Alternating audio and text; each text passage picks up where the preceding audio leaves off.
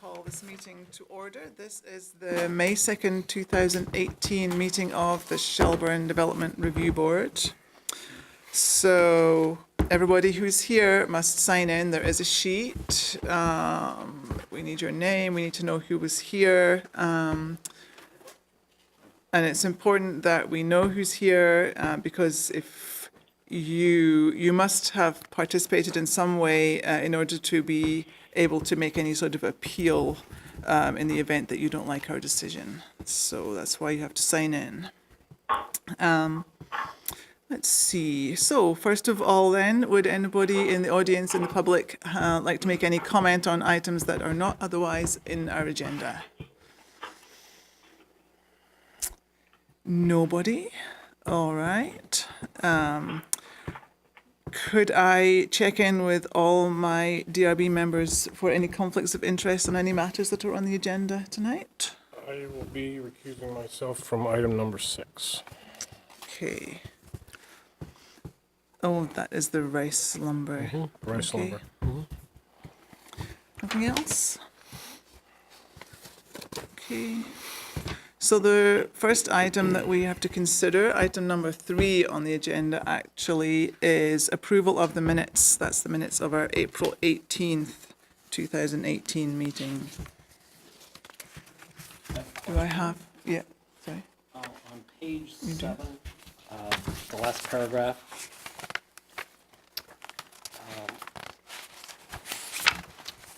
I'm not clear. My understanding was that when we inquired about who had actually prepared the drawings, that it was in conformance to staff report that CEA had prepared those drawings, but the minutes are indicating distinctive landscaping. Yeah, I think I was going to bring this up too. I think it should read, Jeff Hodson inquired as to who had prepared the previously approved plans, because I think distinctive did the first set of plans and CEA did the second set. Right, because there was confusion because distinctive Yes. landscaping. Was still listed on there. the, yeah. Yeah. Okay. So, To just insert the previously approved before plan. Yes. Yep. okay. I had, anybody else comments? So I just, on page 3 in the voting on, which one? The design review for the Noonans. It says that we were unanimous 6-0 in the voting. Were 7 of us not there that time? I know Mark wasn't there for I wasn't a there for later. rice. I wasn't there for rice lumber. Right. Yeah, That one. probably my mistake. Sorry, I was just like, Yeah, we had a full house that night. Yeah, that should be 7-0. On So- page 3. Did I get rice lumber right now? Or was that on this agenda? I think you did. That one was. I thought Caitlin did these. It says- Yeah, I did. It says 6-0 unanimous on rice. Oh, nice. 7, change that to 7. Oh, wait a No, minute, I'm rice sorry, is- that's Sterling, because I wasn't here, so, wait a minute. Where'd it go? Hang on. So should Moon be 6 or 7? 7. 7. All of Yeah. them except for rice should be Should be 7. 7. Yeah.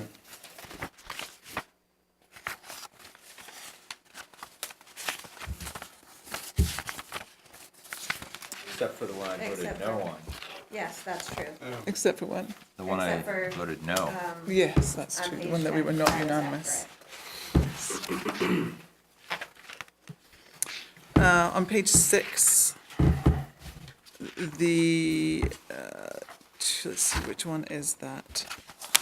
Well, FBZ 17-01. So the motion by Mark, second by Jeff to close the hearing as condition, 2-lot merger and construction of a mixed-use building.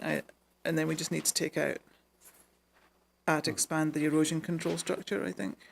Oh, yeah. Yeah. And also, I see the vote is missing for the parking. Maybe we just voted on both of them at once? No? It was Yes, that is correct.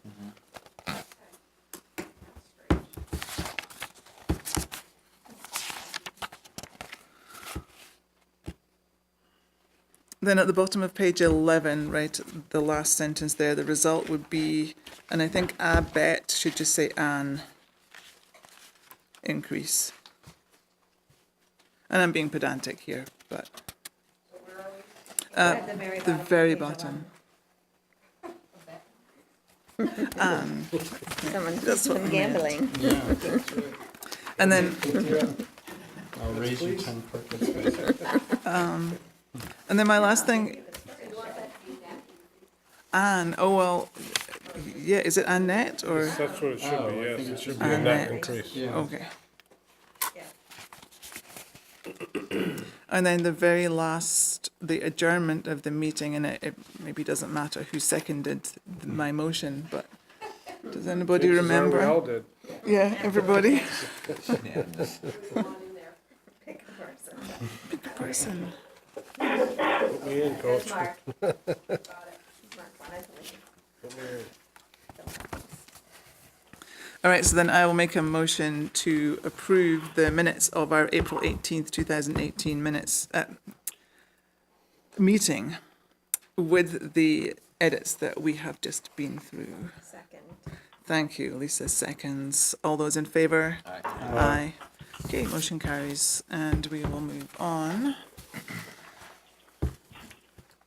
to our design review applications. We have two. The first one is DR 18-08, which is an application by Elizabeth Pierson for privacy fencing in the rear yard. The property at 12 Cottage Lane is in the Village Residential District, the Stormwater Overlay District, and the Village Design Review Overlay District. We are a little early. Is there anybody in the audience to tell us about this application? No.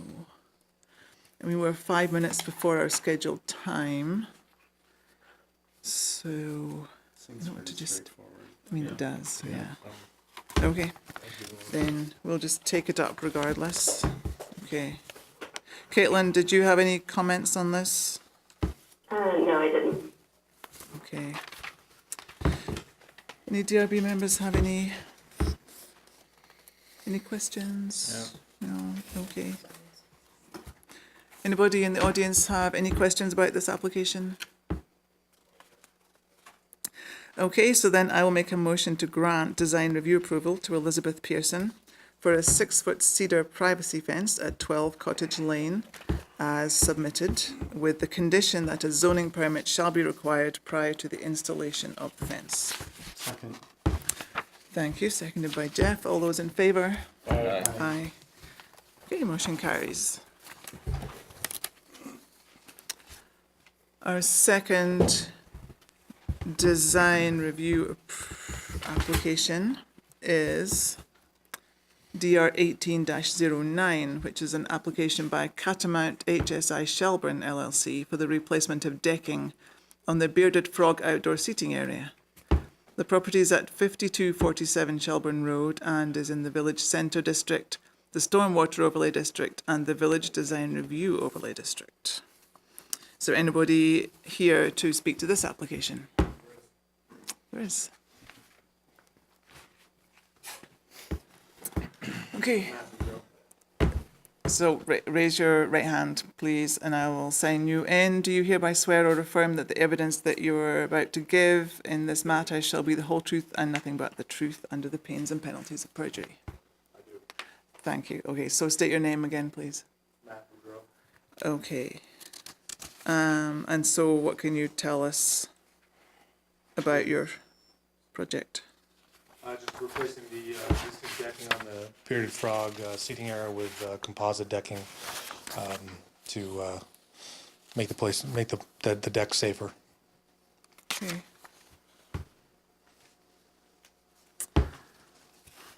Any comments or concerns from the DRB? No. Caitlin, anything from you? No. No. Anybody in the audience have any comments? I'd make a motion to grant design review approval to Catamount HSI for the replacement of decking at the Bearded Frog outdoor seating area. with the one condition that they get a zoning permit prior to commencement of construction. I will second that motion. All those in favor? Aye. Aye. Okay, motion you. carried. Thank you.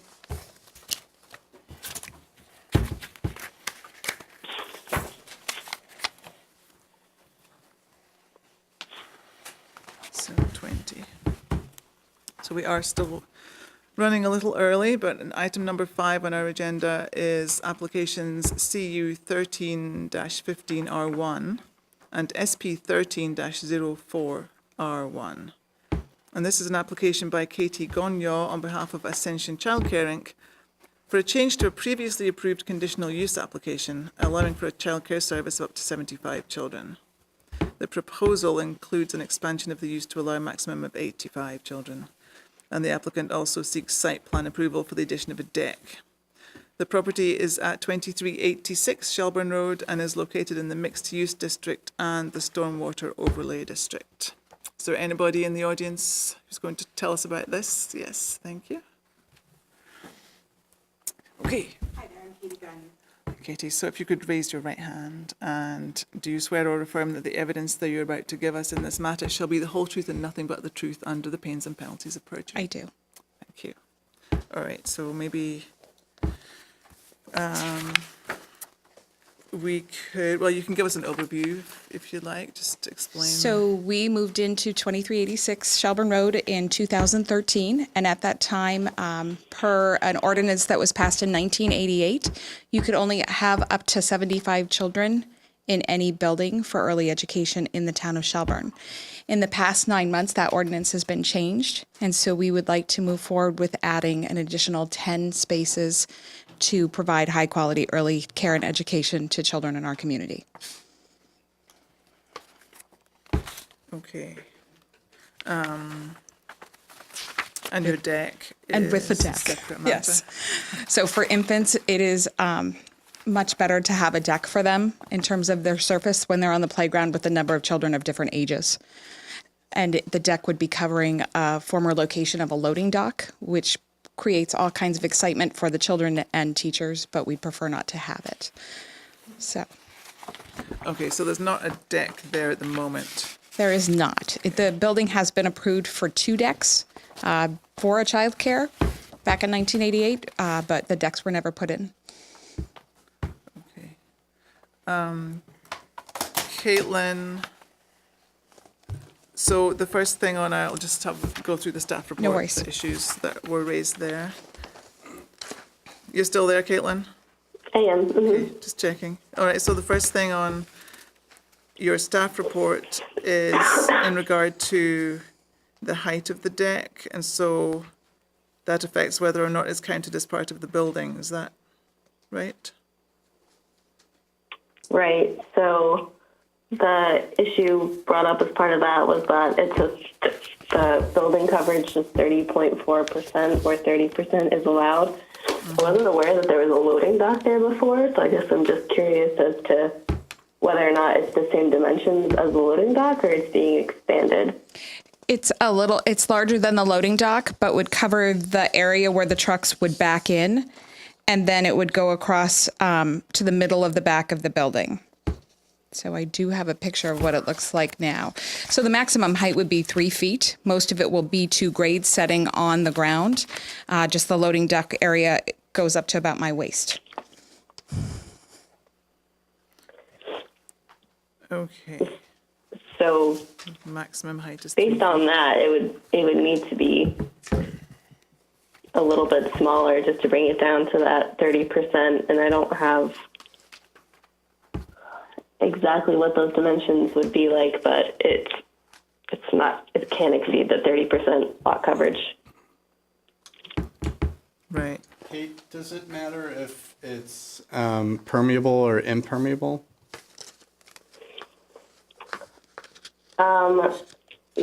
Because normally lot coverage is impervious area.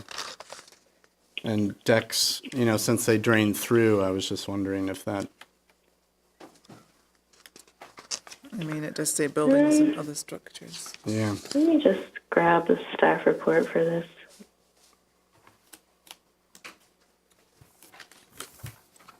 the area that you're covering is currently paved? Is that? It's currently some grass and then very hard pack gravel and stone. Okay. So if Okay, anything, so are you counting all of the blacktop in that 30.4% coverage? that is what I adopted when I received the building. So there is some question on many of the different forms within the town. There are different lot sizes. So, so it's either a 1.67 acres, which makes it less than 30%. And then it's also now recorded as 1.49 acres. So it's unclear.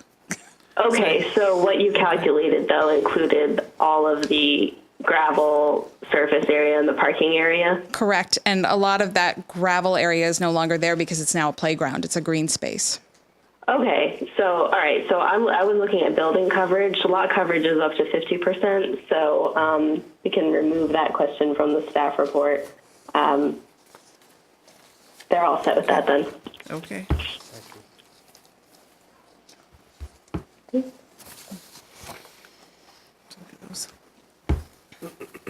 Does that make sense to everybody? Yes. I believe so. Okay. Thank you. Okay, Caitlin, so, you had a question also on that first page on 1020. Just the comment was the increase. Is there anything more on that, or that was just the change in the ordinance? But at least I can't quite hear what you're saying. so just on that same page of the staff report, under section 1020, you just make the comment that the increase of number of children from 75 to 85. I guess the question Oh, okay, is. yep, that's just an FYI, Okay. not that it's an issue. Okay. And 85 is the new maximum number that's permitted. Is that? Is 85 the new number? Or No, I don't it's believe just there's a actually a change? maximum number anymore. We just Okay. would like to move to 85. Yeah, Okay. getting bigger is kind of scary. 75 is kind of scary. All right, so the next thing on the staff report is the EPSC plan and whether any changes are needed.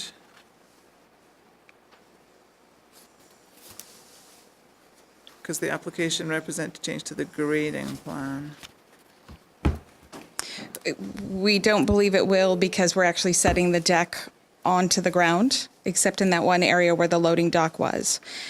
It will be pervious as it will be a slatted deck. And then in addition to that, it might actually flow down the water going into the ground as it's going down at a slower rate than maybe the rain.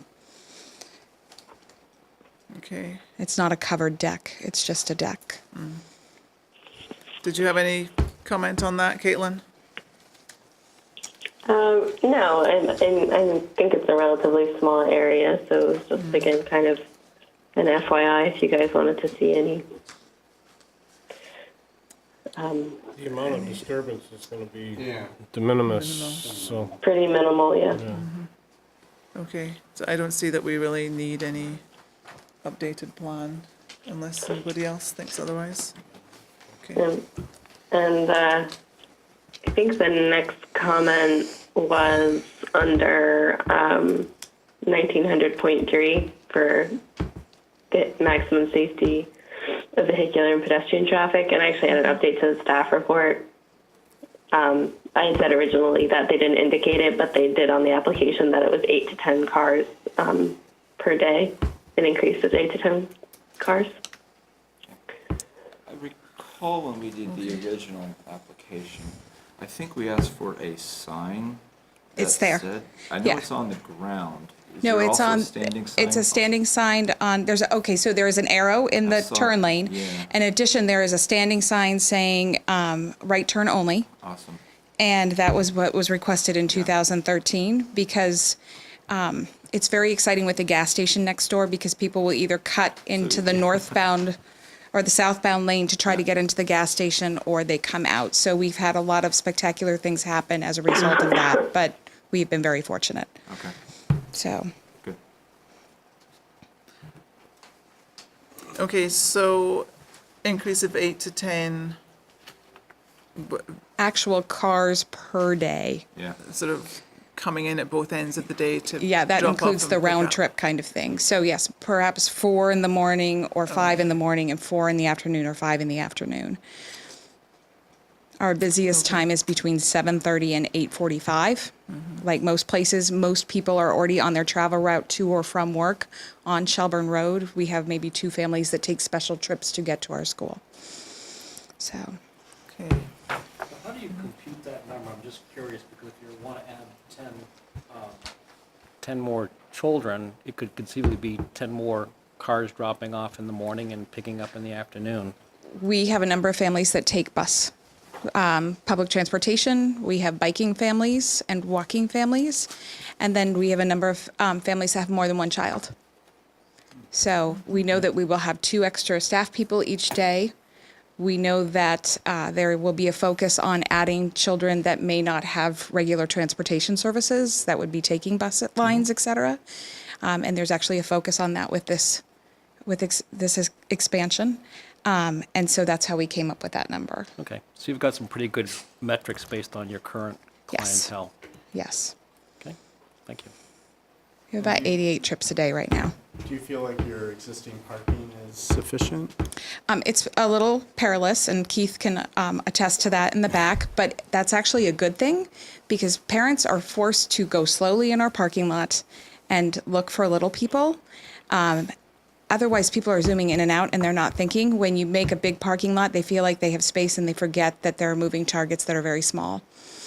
So the coziness is okay. When we have events, we actually talk to all of our neighbors and borrow parking for the event times, or in summer, we will park on the lawn on the side.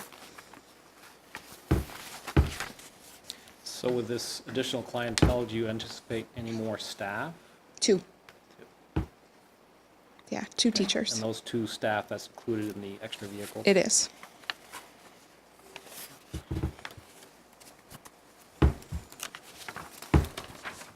Okay.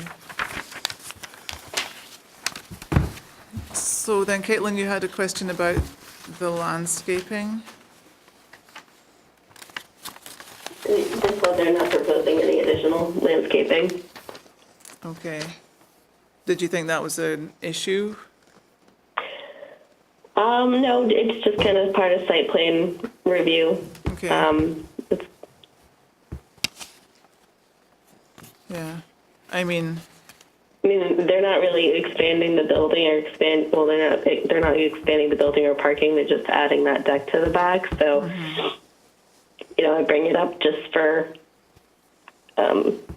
screening purposes, but I don't think they're necessarily lacking, and I believe their neighbors are all commercial uses. And the photo she provided, you can see a lot of the landscaping. We have a lot of great, huge trees. There is a fence. So actually, from this picture and this angle, you would not actually have been able to see the deck. back. Any thoughts from the DRB on that, on the landscaping? I'm okay with that landscaping. Okay. Bicycle parking? Yes. You mentioned bicycles already. Presumably you have bike parking. We have bike parking. So we have a bike rack near the front door. We also offer indoor parking to families because they don't always like leaving it on the street, and they also can go inside the gated playground. So they have 3 options. Okay. And if you anticipate more bikes, do you anticipate providing more racks, or will your existing racks deal It's a with- 12,000 square foot building. There's lots of space inside. It's a big building. Okay. Caitlin, did you have a concern about the adequacy of the existing parking? I mean, I guess this was written when maybe you hadn't registered the information about excuse me, about the number of anticipated extra trips. So this is one of those uses that isn't specifically laid out in the parking requirements. So it's one of those things where the DRB kind of has to make a determination on it. Just hearing the applicant, I guess I'm a little concerned that they don't have enough parking. But I don't have any specific number, and there wasn't a specific number required, or sorry, provided by the applicant as to, you know, typically how many parking spots daycares provide. And they are increasing staff by 2 people, I heard. So I don't know if that equals more bicycle parking or if it really necessitates more parking, but it's certainly something to discuss. But the other thing about this is that parking is not supposed to be located within 50 feet of the right-of-way. So the existing parking is fine, but anything else would kind of infringe on their green space. Okay. How many spots do you currently have? Parking spots? We have about 34, and that doesn't include any hill parking, just because it's not always, we don't use it in the summer. Or, I mean, sorry, in the winter. Our plow guy doesn't like to plow the hill. Sorry, so 34 doesn't include any what? We have along the north side of the building, or I'm sorry, I'm not doing well tonight, the south side of the building, thank you, where there's a drive that goes down to the parking lot, or to the playground. I'm doing very well. Along there, you can actually do some parallel parking on the hill, and we don't use any of it at this time. There are about 3 or 4 spaces there. Okay. Is Okay, your so, staff head count there currently? No, the staff doesn't park there at all. We actually No, keep it clear. I mean, your current staff head count, Our current staff head count is 20, 20. but not everybody drives. And we're not all there all the time. So the site plan looks like it has I see 3 or 4, 24 spaces identified. Is there actually more? There's than- more along where the dumpster area Okay. is. And we've repainted the lines so that Okay. people can remember where to park. Little things. It is tight. I mean, we know that too. I would be more worried if it was feasible to park on Route 7, but it looks so daunting. I don't think people would be tempted to do that. So it's almost like it's self-regulating. It does. Yeah. And again, we're coming in a pattern. Not all families arrive at 7:30 and they're there for 5 minutes dropping off and picking up. So there is a pattern to their behavior that goes from 7:30 to 9:45. And then the teachers are coming in before 7:30 and then they leave between 4:30 and 5:30. So we kind of have this dance that works for us at this time. right, at this time. Yes. But then, It could change, and then we step up and go figure that out.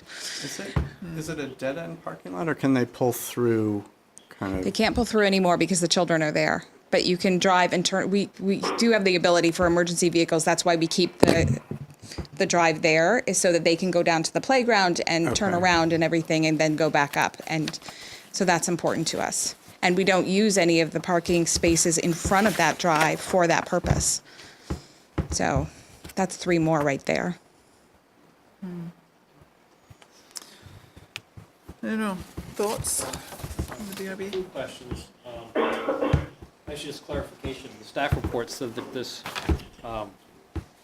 plan here was dated August 13, 2018, which I don't think is correct. It must be August 13, 2013? which I see on this drawing. Is that correct? Yes. So is this proposed stairs on this drawing actually? No. Long been built, not part of No, this application? they have a rope climber to get down because we have a gate there to walk the wetlands. Okay, so that's not part of the application. No. Then another question, because I think part of it is are you looking as part of this process for the okay to actually add those 10 children? Yes. Okay, so are there any metrics out there that say for this square footage of building, you can actually have X number of, We could have Children? 1 child per Per- every 35 square feet, and you would not want that. So Okay. because so you're it's within those metrics. oh my gosh, yes. So we're actually much larger than those metrics, and we have gross motor spaces inside, and we use the space that way. The one thing we wanted to do was like play programs and things like that, but we weren't able because of the layout and the parking. So we don't do that. We keep it for the families that are part of the program. Okay, other questions? No. So Caitlin, this is a use that doesn't have a specific allocation of parking requirements. So then we can just say, despite the increase in 10 children, based on what the applicant has told us, it seems as if their existing parking is adequate. We can, is that something we can decide? I mean, Yeah, if you wanted to base it on something, there are some resources out there that do have calculations for parking for these uses. It just happens to not be in our bylaws. So if you wanted to cross-reference that first, that would be something, or, just based on the applicant's testimony, you could decide that it's adequate for up to 85 children. So those are basically the two options, or you say that it's not adequate. We can be intentionally vague and not take a position, which might be okay. No, I think you might have to take a position on it, but I think I might encourage you to cross-reference one of these resources, and it's escaping me what exactly I'm thinking of. But I think it's like Transportation Engineers Parking Guide or something like that. So Caitlin, So- if that's something that you have readily available, awesome. But I'd hate to put the burden on the applicant to try to figure that out. I don't have it readily available like in front of me. It might take me a little while to get it.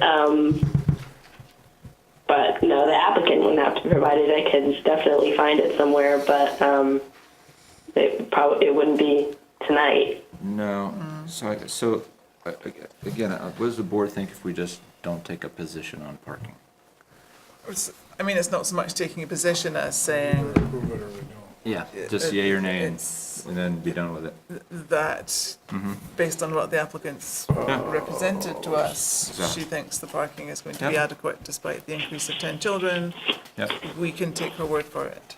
And Or- it sounds like works. she's aware of the challenges with the current parking, but with the increase, there's going to be minimal impact with siblings and bus riding and biking and other folks. Yeah. It's not enough to make me feel like it's a want to no. deny. Yeah. I mean, we I can. mean, it's a challenge, certainly, but she's aware of. Oh, I'm good. Okay. So then later on, I think the only other thing in this staff report is essentially another reference to bike parking. I mean, from what the applicant said, I don't see that bike parking is an issue either, despite the increase of 10 kids. No. Tricycle might be a different issue. We have 10 of them. Space. We have 10. Okay. So, does anybody in the audience have any comments? Cecile was remembering to say it before we closed. Yes, Gail. Hi, it's Gail Albert. I'm on the Natural Resources Committee, and I just have a question. You had made reference to wetland. Does any of what you're doing impinge on the wetland? No. If anything, it approves. Stand by the microphone. Thank you. The question was impingement on the wetland, and we are between the Bartlett Bay and the Monroe overlays for it, but we're actually not in it.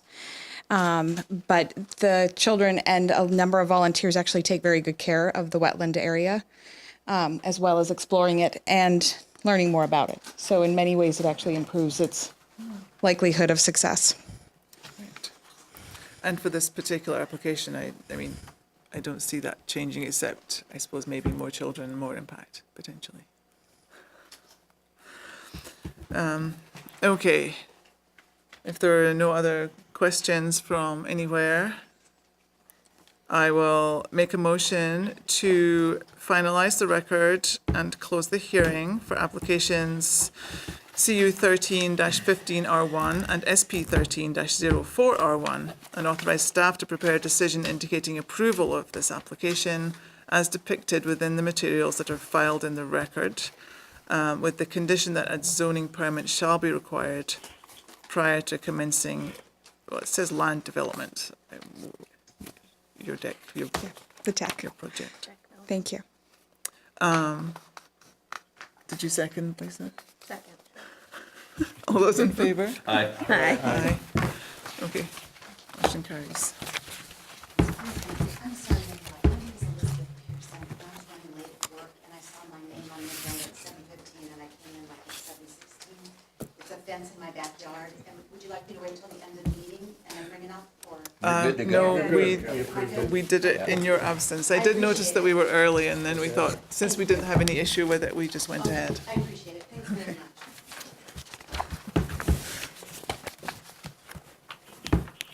All right, so we're on to item number 6 on the agenda, and Mark is recusing himself because this is application SP 17-04R2, which was continued from our last meeting. This is the application by Civil Engineering Associates on behalf of Rice Lumber Company for an amendment to a previously approved site plan. The proposal includes the revision of an approved landscaping plan on the property at 4188 Shelburne Road, which is located in the mixed-use district and the Stormwater Overlay District. And somebody here to tell us about the Yes. details. Thank you.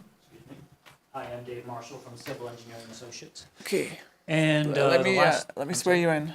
oh, I- not a, So do you hereby swear or affirm that the evidence that you're about to give in this matter will be the whole truth and nothing but the truth under the pains and penalties of perjury? I do. Thank you.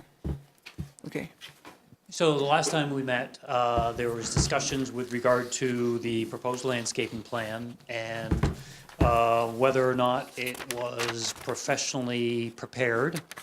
Ultimately, after much discussion on the scope of how to make that particular determination, the applicant sought the advice of T.J. Boyle Associates, landscaping architects, and they provided a memorandum in regards to their recommendations on how the plan could be improved upon. It's the applicant's position that they are acceptable to those particular recommendations. There are a couple of options within their recommendations, but nonetheless, with regard to how to make this particular plan, one that would be more consistent with a professionally developed plan, the applicant is agreeable to the proposed condition that the plans be updated to reflect these particular comments. So at this point, we do have resident experts on the board as far as landscaping, and we're obviously very interested in understanding if there's any particular direction to that. Kate, I don't know if you can put up the site plan.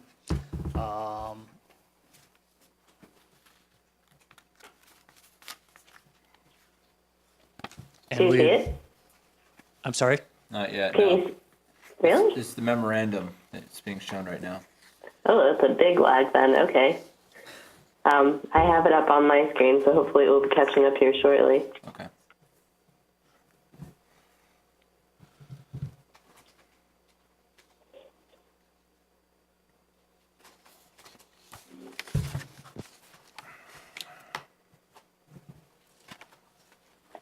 Okay. So what we wanted to do is just identify the specific locations that the memorandum addressed down along, to orient everybody. This is Route 7. North is actually to the right.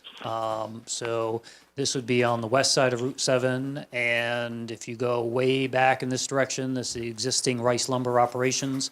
This is what is currently under construction today as you approach the jug handle at the Webster Road access. And in this particular case, the memorandum talks about the Princeton elms located along Route 7 and recommending an alternative species at that location. We'll get back to that. There was also there was a couple of species located at this particular location where there's alternatives proposed. There was some landscaping proposed in this particular portion that happens to be fairly close to the drainage swale, which the recommendations was to move that around, and there is room to do that, so there's no issue there. And then up on top, the design plan called for a number of pods of blue spruce, not continuously along the top, but dispersed. And their recommendation was not to choose that particular species only because of the color difference. That would actually draw your eye to that area. Again, things that we wanted to try to do was reinforce the landscaping along Route 7. It's actually fairly robust back in this particular northerly direction, but it gets really weak, either because of die out from the Route 7 project or just generally a lack of planting. So we wanted to infill this particular area. So out of all that, within this particular area of Route 7, there are 3 different species that were proposed, and the same 3 different options in this particular section of the driveway. So in this particular location, we were looking at perhaps adopting the, Jeff, and you'll have to help me out a little bit here, the Zelkova serrata green vase. And what that is a tree that has more of a vase or vase shape. And we thought that would be an appropriate location here. But we also have been taught over the years that as far as species and out of one side of the thought process is it's wonderful to see a constant line of trees, and it kind of gives you this, I don't know how you want to describe it, but a feeling of just this kind of, I can't describe it. But nonetheless, the other side of the coin is that having all the same species is just exposing you to something that might happen that would cause all of them to die out at one time. So whether there is basically, again, 2 types of maples, and that particular, help me out, Jeff, Zelkova? Version. And this may be a mix of the maples at this particular location and keeping with the vase shape for that entryway. So those are just thoughts as far as ultimately the options that were provided in the memorandum, and we're ready to basically execute those. But if there's any preference that the board has within the recommendations, we'll follow that lead. I mean, I would just say that I don't think sugar maple's a good choice for that close to the road, just because it doesn't have a good kind of urban tolerance. So I think you're better off with the autumn blaze maples. Okay.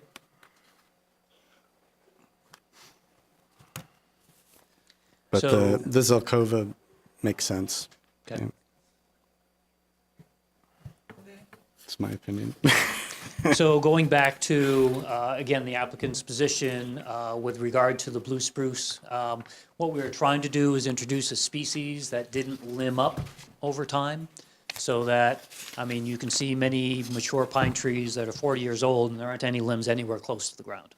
So what we wanted to do is choose species that retain some of that branching out closer to the ground. And in this particular case, the options were either white pines or the white spruce. So I think in this particular case, we would propose to change out the blue spruce for white spruce. Mm-hmm. That makes sense. And then I think we all recognize the last comment is that we need to properly prepare all of the planting areas. It's obviously in the applicant's best interest that they do that. There's a landscaping bond that's required for this project that guarantees the performance within 2 years, but also the other side of the coin is that this is subject to an Act 250 permit where their standard conditions require that you maintain the plantings forever. So that being the background, it's obviously in the applicant's interest to make sure that the plantings are done appropriately to begin with. Comments? So I guess comments that I've got is I was, I think you'll remember from the last session that I couldn't really grasp if this is actually a better landscaping scheme than what's already been accepted and approved. So I was hoping to see something come back from Terry here or somebody actually commenting on this in relationship to the previous one. In fact, when I read his memorandum here, I actually found a little bit of doubt because he seemed to be finding problems with what he was seeing here. So I just can't, I guess I still don't understand if this is better than not. Maybe, Jeff could chime in Are from you his talking about perspective. screening? The screening, right, Okay. not the trees, but is Yeah. it a better screening plan which is being proposed? I mean, it's a better plan. It's more got better diversity of plants than the previous one. I don't remember the exact location of the previous one. Yeah, I mean, I hated to use the term, but to be consistent, the previous application had basically a carpet bombing of Right. 3-foot-high evergreen trees that basically just were intended to be placed along the slope coming from this particular plateau level up to the upper plateau. What we tried to do with this plan was basically not wait for those 3-foot-high trees to mature, but actually invest in taller trees right at the edge. So right now, unless you fully look at the plan and understand the topography, what's happening is that as you look up from Route 7 into the site, you basically are looking up a hill, and then this particular development area is a flat plateau. So you really can't see anything that's happening in the back portion of the property. But anything that's out on this particular shoulder of the plateau is viewable from Route 7. And what we wanted to do was basically place trees along the edge of this shoulder, right at the break in grade between this particular plateau and this slope down, so that as you look up, you have the benefit of maximum screening right at that particular transition point. So that's why we felt this particular plan was much better. The other things that this particular plan does is as you're looking from Route 7, traveling south and looking in the southwesterly direction, right now there's a period of time when you can look right up the driveway, right up into the building. And there wasn't any planting, any significant amount of planting. And if there was one, it was deciduous in nature, so that in the wintertime, you weren't getting much screening at all. So we basically looked to modify this into an evergreen type of planting scheme to again provide improved screening up in this direction. We talked about the use of the retaining wall and trying to bring that shoulder further out away from the edge of the plateau to again create that first screening impact as you look up the hill and up to the edge of the shoulder of the plateau area, how you can basically utilize topography and using larger plantings than what had been proposed earlier. So we felt very comfortable that it was a much better plan in regards to achieving the goals of screening than what had been approved previously. So that gave us a really high confidence. The technical review of the tree species gives us even better confidence that we've got a much better plan. All right, thank you. Good explanation. Yeah, I agree. And also, lots 3 and 4 eventually are going to have buildings on them. So that's correct. Each one of these undeveloped lots, lots 4, and what you can't see on this plan is lots 5 and lot 6, all will be coming back before the board with some form of proposed development and obviously a site-specific landscaping plan also. Caitlin, did you have any questions, comments? No, I think, maybe aside from just providing the visuals, they've addressed what you guys were looking for with the memo that was provided. So, no, I think I'm all set. Does the plot need updated to reflect the memo? Kate did a nice job identifying in the staff report a proposed condition that indicates that before a zoning permit or as part of a zoning permit application, that the plan is updated to reflect the recommendations in the memorandum. Thank you. Right, okay. So just looking at those conditions, Caitlin, the suggested conditions for the motion that I'm about to make, it says an updated performance bond. Is that the landscaping bond? Is that just an unusual? Yeah, I mean, and that's only if it was, I don't believe it actually, in value, it changed too much. I think it's like a slight increase in value. So I put the condition in there to just make it match up with what their performance bond was. I mean, there already is one in place. Okay. So you can take that out or leave it, but I guess I would just suggest leaving it. I mean, it makes sense to update it, I think. That's fine. What our intent was to demonstrate to the board that we weren't proposing a plan with a value less than what had been approved previously. So we gave you a value, basically a schedule value of the originally approved one and the proposed one to basically allow you to first have some level of comfort there. And then secondly, Caitlin's correct, it's technically a small amount larger. It's probably about 3% larger than what was originally proposed. So, and that that value is based on the original plantings. I don't know if what they suggested is any more expensive or not, but maybe just get an updated value for the plantings as well. yes. An updated value for the plantings? Yeah, Which will based then- on the memo that was provided. So whatever, everything that he suggested be switched out and that will be switched out, have that updated. Right. So, so the recommendations may be a more expensive plant than what had been shown earlier. So in order to basically make the record complete, it would be updating that particular schedule of values. Okay, so that's an additional condition.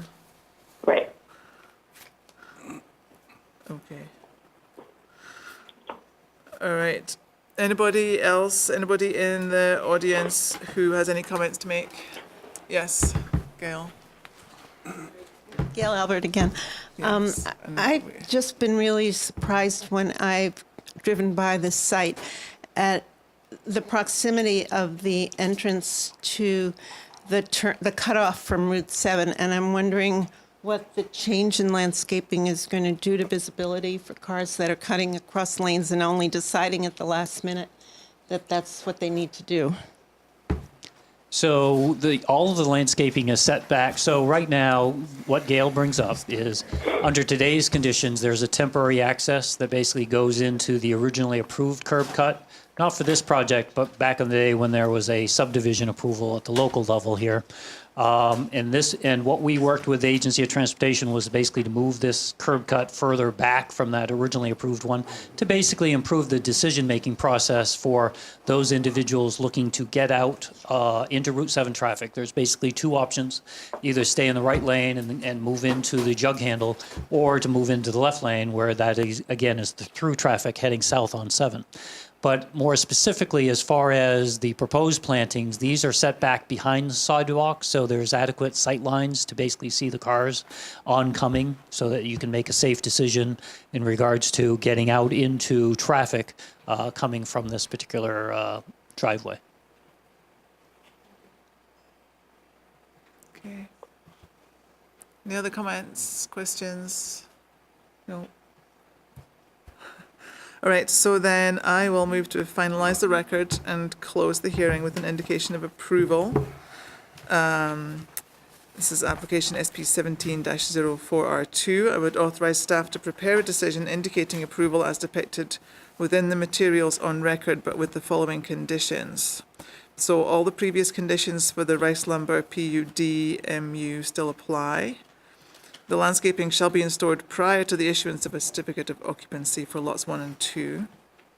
An updated performance bond shall be required for a period of 2 years and shall be submitted within 30 days of a written approval for SP 17-04R2. And that updated performance bond shall reflect the updated, updated landscaping plan values that the applicant will also provide. Does that make sense? A zoning permit shall be required for the proposed retaining wall. Did we? Is that what we decided? I think. Yes, last time. Yeah.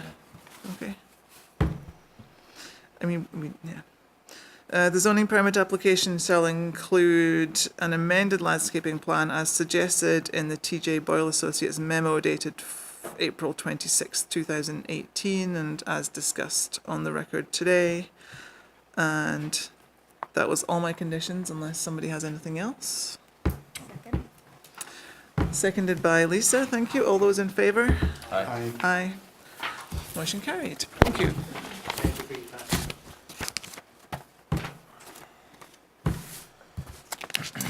All right, Lisa has gone to retrieve Mark.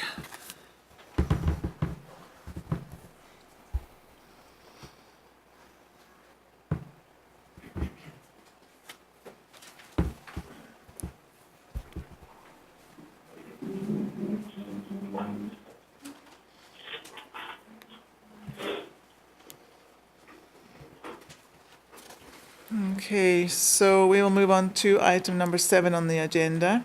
It's application CU 17-14R1. It's an application by Reynolds Garnett for an amendment to a previously approved conditional use application for a proposed 2-bedroom apartment in an existing barn.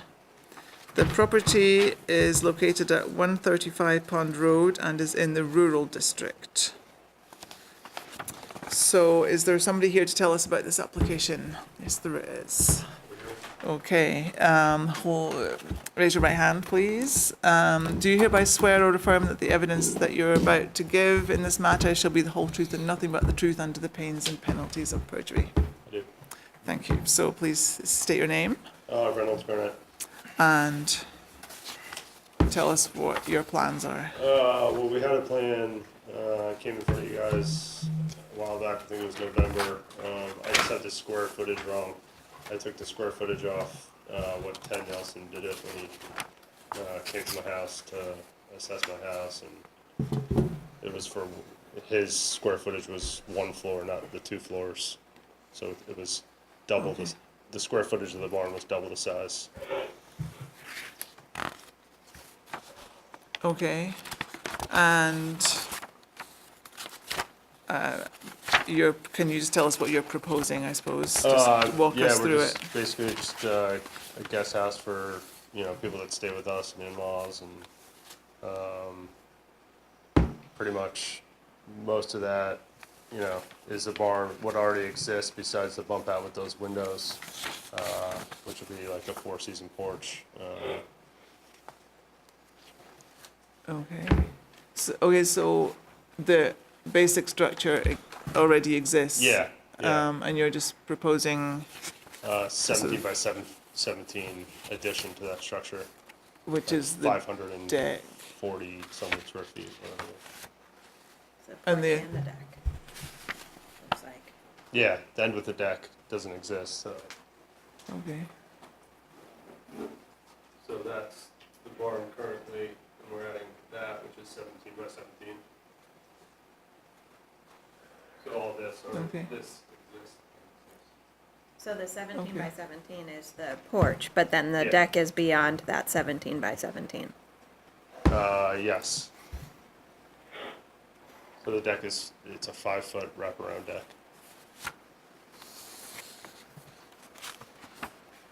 Okay. So Caitlin, on your staff report, section 320, I suppose I was a bit confused. Do we have enough detail to even know how to define this? I mean, the size comparison? Yeah, Yeah, maybe, the square footage is on there. maybe it's just, And what do we do with impossible the to deck? Do we read. include it or ignore it when we do the comparison? Katie, do you know? typically, areas that aren't habitable are included. So like decks, anything that doesn't have heat going to it, and wouldn't be, like you couldn't, if somebody couldn't sleep in there, usually we don't count it towards the overall area. Okay. Thank you.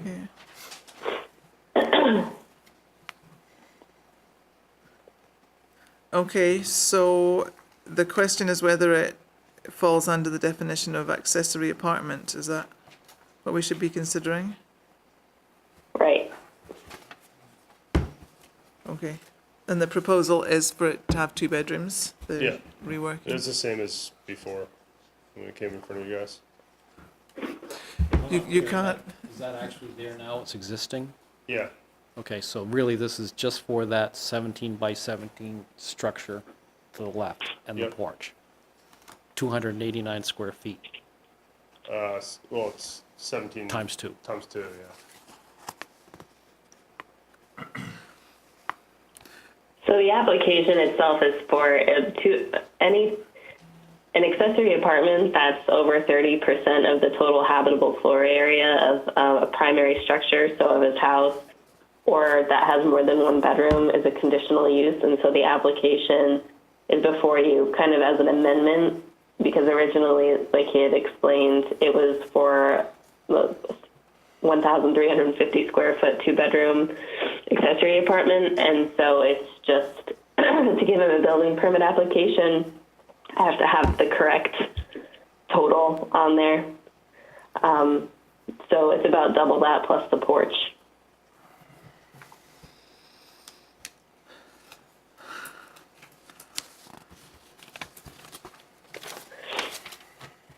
okay, I don't, So when I originally came in front of you guys, I took the square footage of 1 level of the barn, yeah, because I just took what the town told me the square footage was, and yeah. I was not smart enough to measure it myself, but the square footage that the town has it on, the records for the town, it's really just 1 level square footage, not 2 level square footage. Okay, and so that meant that you had to Re- categorize it Yeah, differently. Okay, so we just sent you away and said, no, you can't do it because your square footage is too big for the accessory no, apartment? it kind of or- approved right away. I mean, Oh. we didn't even talk about it for more than 2 minutes. Oh, It was approved, I don't but the remember. numbers were wrong. The numbers were wrong, yeah. Yeah, So so- so I took the town's numbers, but the town's numbers square footage is only 1 level of the barn. It's not Yeah. both levels of the barn. So it just changes the numbers. So have you done the calculations in terms of the relative to the primary dwelling? Because that's what's driving this, right, Kate?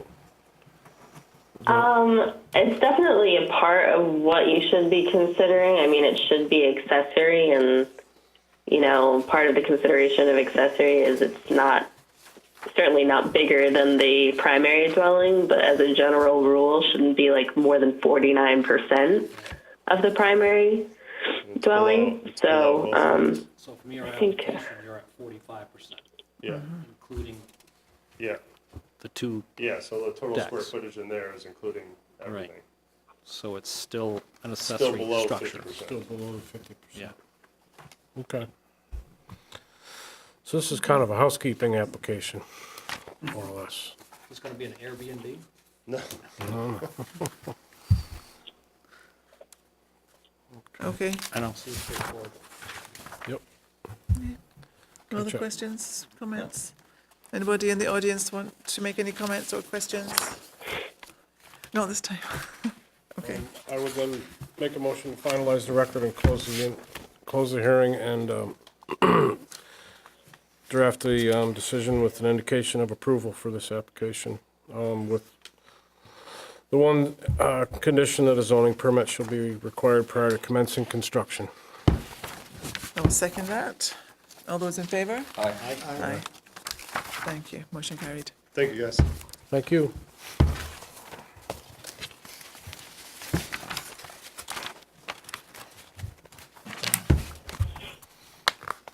All right, so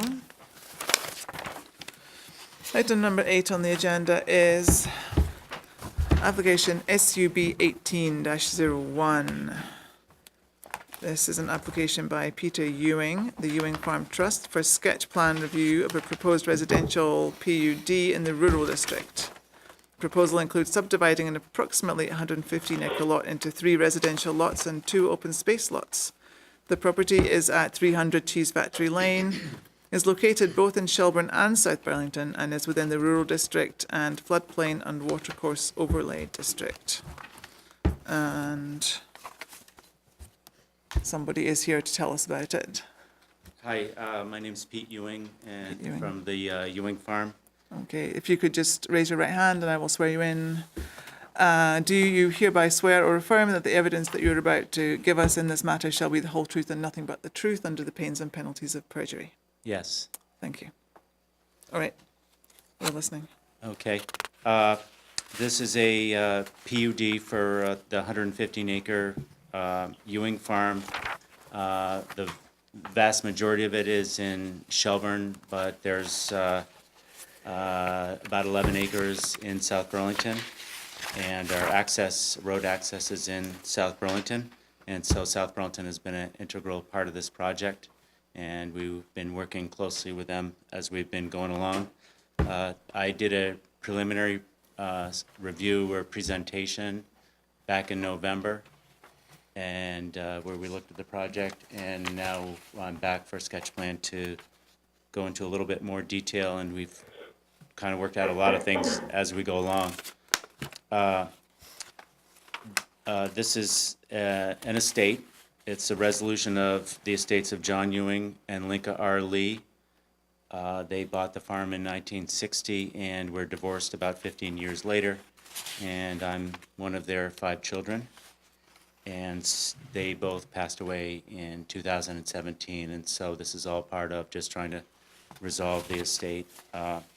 When we first looked at the farm, and my father was very much interested in conservation, and so the very first thing that we did was bring in the Vermont Land Trust and the Nature Conservancy, and Alan Carnatz from the Vermont Land Trust is here today, and John Benhammer from the Nature Conservancy, and also Gail Albert from Shelburne Conservation. I don't know the exact. And so they looked at the farm in its entirety, and really Alan kind of broke it up into parcels that were of interest to them. And that resulted in, there is a map that we have here today that shows the entire farm. This is the 20.5 acres excluded. But it basically, initially what we did is the Nature Conservancy picked out, or had a, UVM did a analysis of the farm, and they picked out their parcel, the Vermont, which was 48 acres along Muddy Brook, and adjacent to the Nature Conservancy lands on Shelburne Pond, and the Vermont Land Trust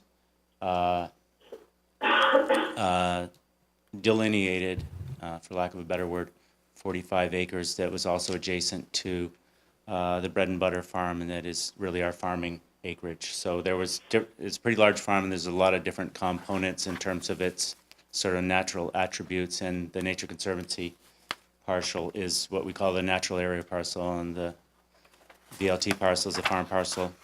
And the excluded acres are closer to Cheese Factory Lane and Cheese Factory Road, and just didn't have any distinguishing features in regards to natural area or for farming. It's pretty rocky, it's a lot of bedrock, and it's also conveniently closer to the road. And so there's about 20.5 acres excluded, plus or minus a little bit. We're very, very close to signing conservation agreements with the Vermont Land Trust and the Nature Conservancy. But of course, that since it's a subdivision, it requires being before the development review boards in both Shelburne and South Burlington. The town's open space requirement is 30 or 33%, and this project has an open space amount of about 80%. Okay. Now going into the specifics of the excluded acres that would remain within the family. As I said, it's 80% open space overall. The private road, we've worked out with the town of South Burlington, and their fire department and their fire chief is basically telling us what we've got to build. And so we're obviously, following that, the requirements of the South Burlington Fire Department. We've received a wastewater supply permit from the state of Vermont.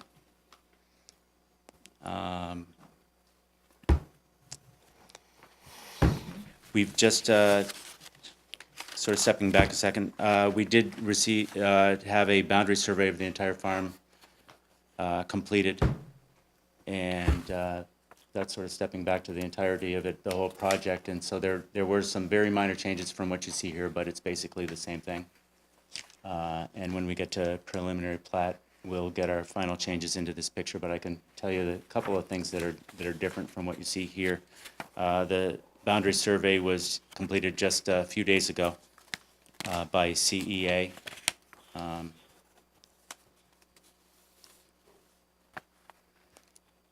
And the other person here today is Brandon Bless from the Bread and Butter Farm, who with the Vermont Land Trust will be the buyer of the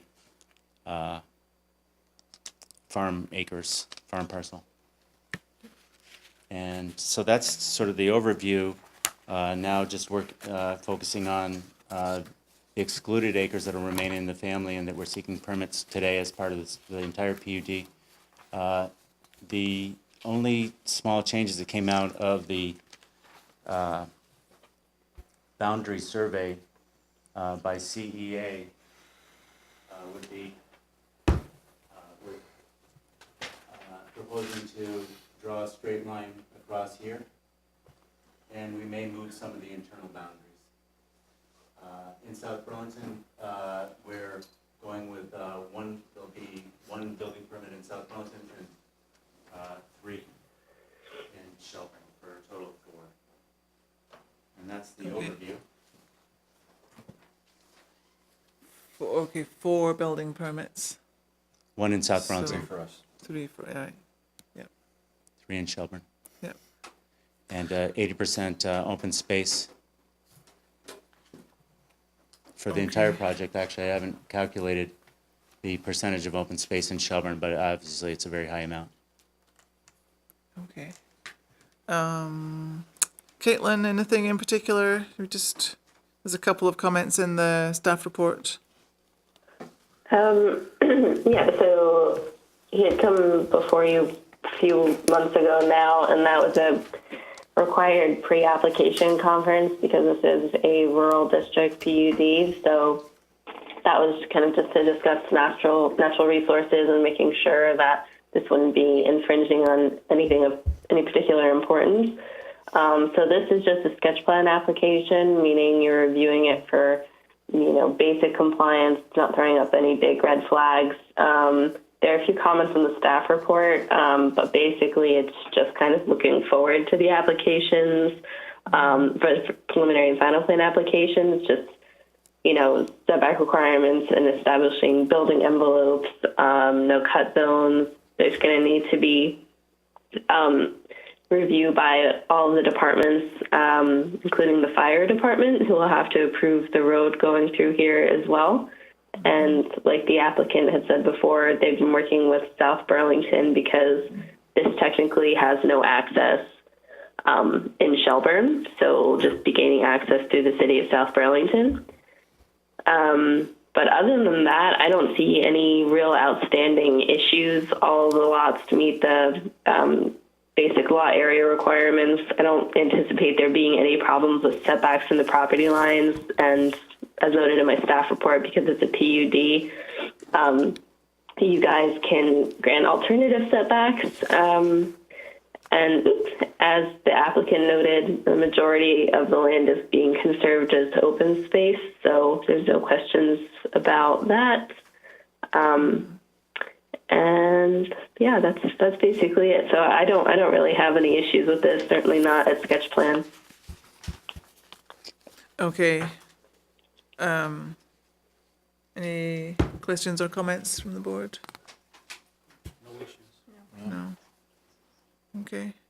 I mean, I suppose it's just, you know, when you're, yeah. you want to say I just have something else? one request that we're not actually, we don't, the family does not actually want to build the houses immediately. We don't know exactly what the site plan would look like for each house. That would be obviously fall into the domain of an architect and landscape architects. And so, I mean, if you want us to go there, we will, but we really don't want to go there yet. I'm hoping as part of your process that you'll have a site plan review that maybe the buyer of the lot would go through with you, or that we would. I just haven't really worked that out in my mind. Of course, I'll follow your process any way you want, but we just haven't gotten that far. I mean, that's really the work of an architect and landscape architect, and we want to bring them in at a later date. Yeah, I mean, I think that right now all we're doing is saying, as the plans look, you know, this is just sketch plans, so you don't have to provide details, but there's no issues at this time, but when you do take that next step, that's when you have to be aware of the fact that you need a 20-foot right of way, you know, these things in the staff Yeah. report. Yeah. So I mean, there's no problem in terms of meeting setbacks. I mean, there's a lot of space out there. right. I'm just referring to, we haven't figured out exactly, where we would put the house foundations and what the Right. landscaping would look like. And I think what we're saying is that that's fine at this point. Okay. They've done a pretty good job of siting the houses here, because one of the limitations is steep slopes, and they seem to have taken that into consideration when they sited the houses. Yeah. That you can't build on steep slopes, and Yeah. And Trudell Consulting Engineering is doing the engineering on the plan, and Okay. that's it.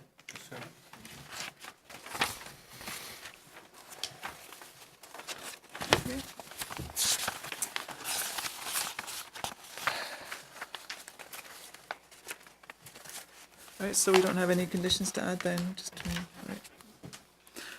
All right, so then I will move to, oh, sorry, I forgot my public comment again. I was doing so well. Is there anybody else in the public who would like to make a comment on this application? Since you're here, you should. Since I'm here, yeah. Yes. Thank you.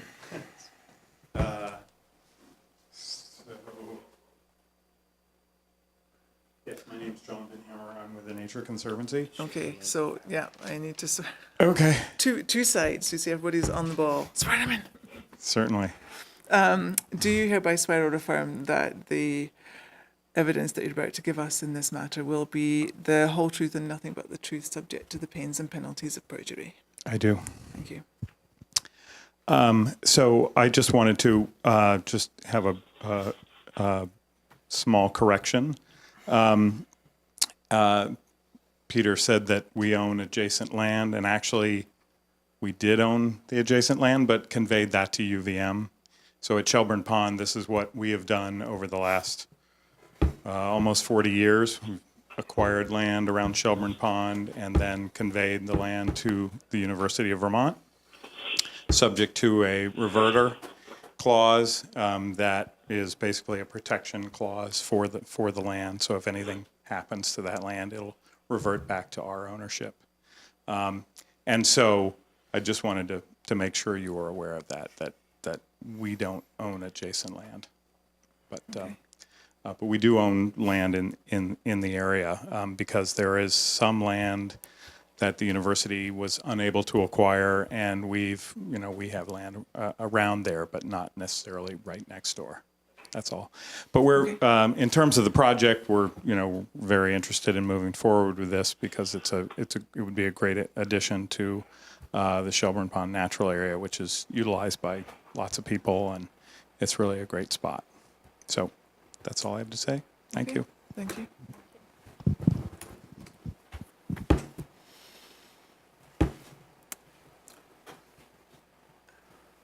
Yes. I did have one thing that I need to mention, and as part of the boundary survey, we found out that the Shelburne, South Burlington Town Line, which has always been a mystery as long as we've lived out there. No one has ever known where it is.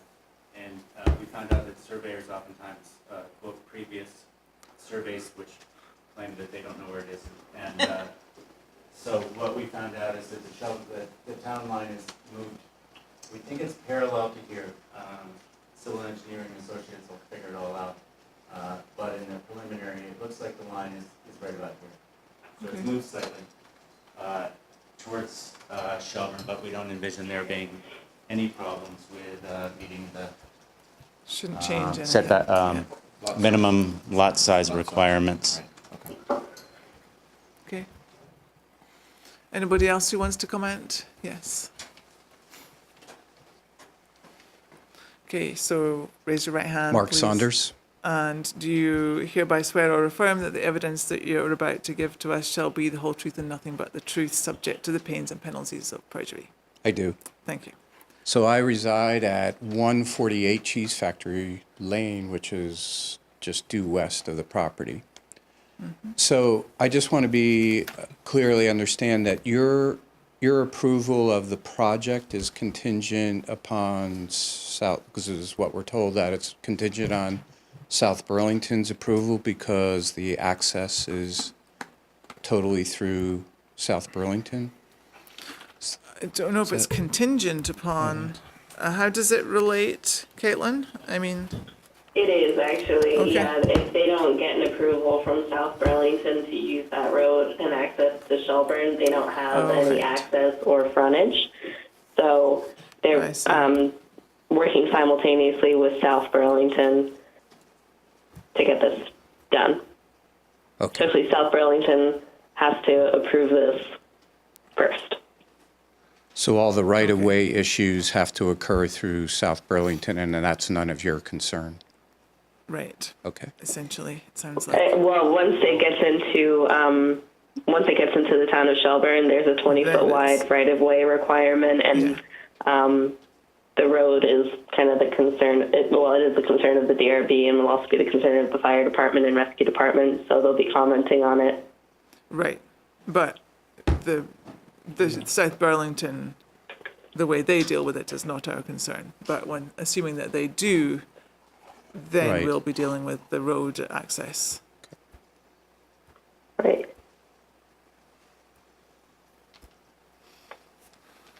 Anything else? Anybody else? I would just add that we had a meeting a few weeks ago with our attorney and the staff at the South Burlington Development Review Board, or their administrators, Marla Keene and Paul Connor, and we took a close look at the right-of-ways, and we've obtained all the legal recordings filed over the years, and we have a 60-foot right-of-way that came in, I think, 3 different pieces, signed by Fred LeDuc, and the last one, Fred LeDuc had passed away a long time ago, and at any rate, so the right-of-ways were obtained about 30 years ago. 30 years ago, all right. Then you're able to confirm that there's, on the drawings, there's a right-of-way across the corner of our property? Could you show me where you mean?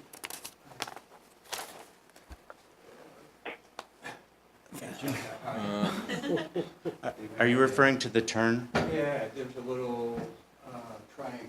Yeah. And that's actually shown, it's right there. Yeah.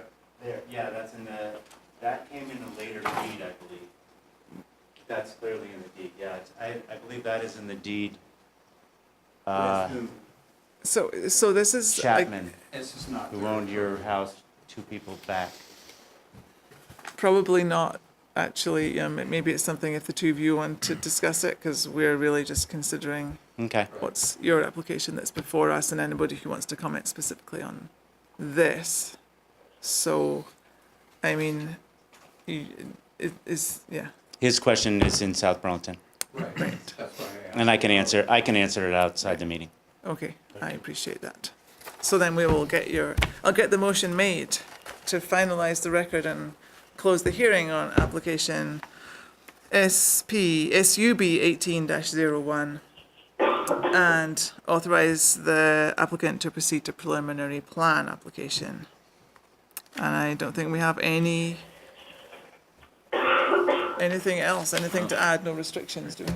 So you can go to the next step. Second.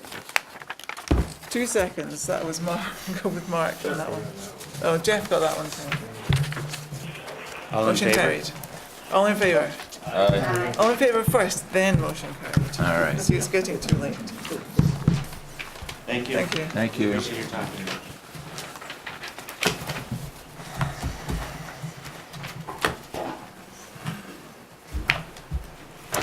Carrying motions before they've been voted on, I don't know.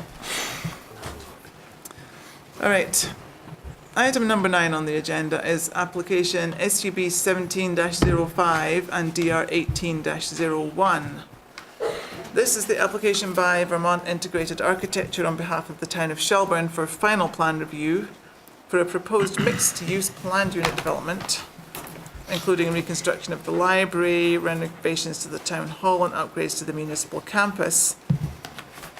The properties at 5376, 5420, 2141, 2137, and 5404 Shelburne Road are located in the Village Centre District, the Village Design Review, Village Core, and Stormwater Overlay Districts.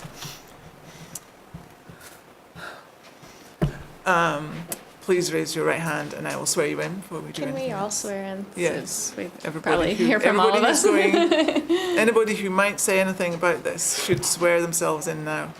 All right. So do you all hereby swear or affirm that the evidence that you're about to give to us in this matter will be the whole truth and nothing but the truth under the pains and penalties of perjury? Yes. Thank you. Great. Hi, my name is Andrea Murray from Vermont Integrated Architecture. Nice to see you all again. Thanks for entertaining this. So we're here tonight with a revised site plan for final, hopefully, review by the DRB. I thought I would walk you through the plan revisions as they respond to your comments from the last meeting. Talk quickly about the parking changes, the landscape, a couple of other things, lighting and stormwater, and answer, of course, any questions that you might have.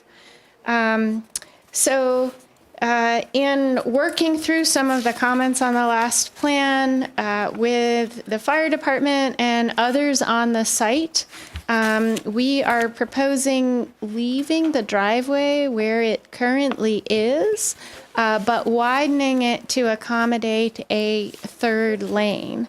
We understand the concern about pedestrian access with the third turning lane exiting the site.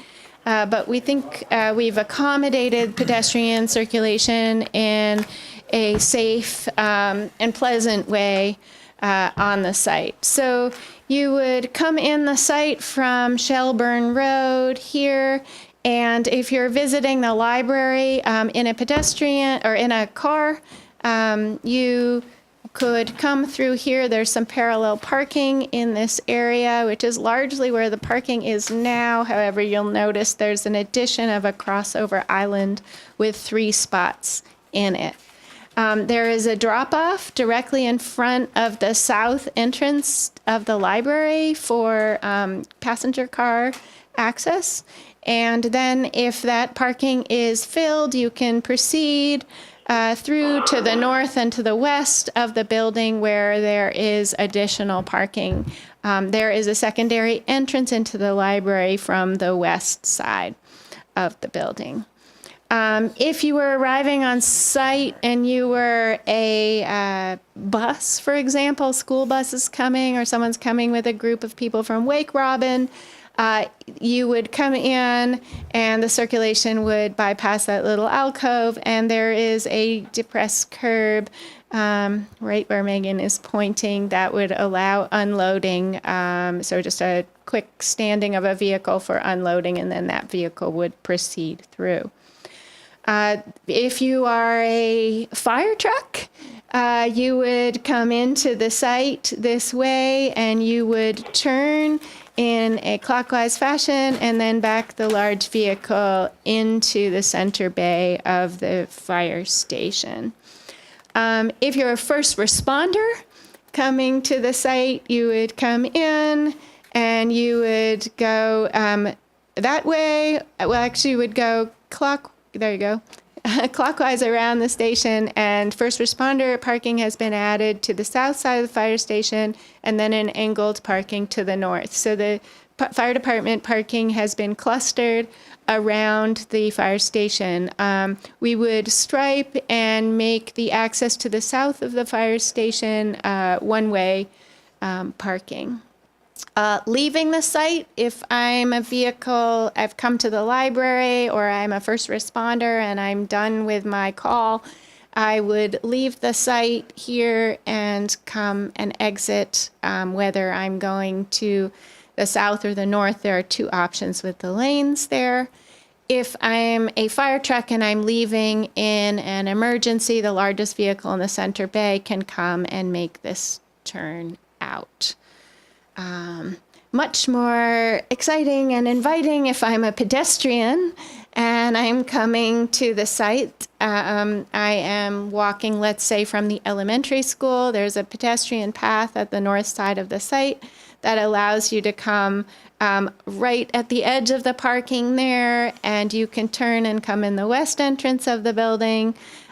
Or perhaps I'm just out on an evening stroll and I can kind of meander through the site and back. There would be stamped pavement on all of the pedestrian parkings noted, textured so that it is different, and painted. If I'm going from the library to the municipal offices or back and forth, I would come out and I would cross onto this island. There would be plants in that island, and then continue. I'd be in a safe, protected place on that island, and then can proceed across into the park, the Rotary Park. And then, of course, if I wanted to take another route, there are alternates. If I'm just walking along Shelburne Road, the pedestrian crosswalk would be maintained there as well, including the existing pedestrian crosswalk just kind of at the throat of the driveway, the one in the middle there.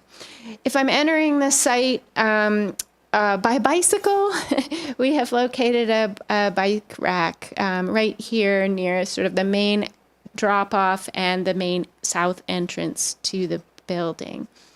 We have included a wayfinding sign at the entrance. So as you're coming in, it is angled slightly so that you can read it from multi-directions, and that would not be your welcome to Shelburne sign. It would be a sign that says library this way, police department this way, identifying the different functions on the municipal campus to assist people in finding their way.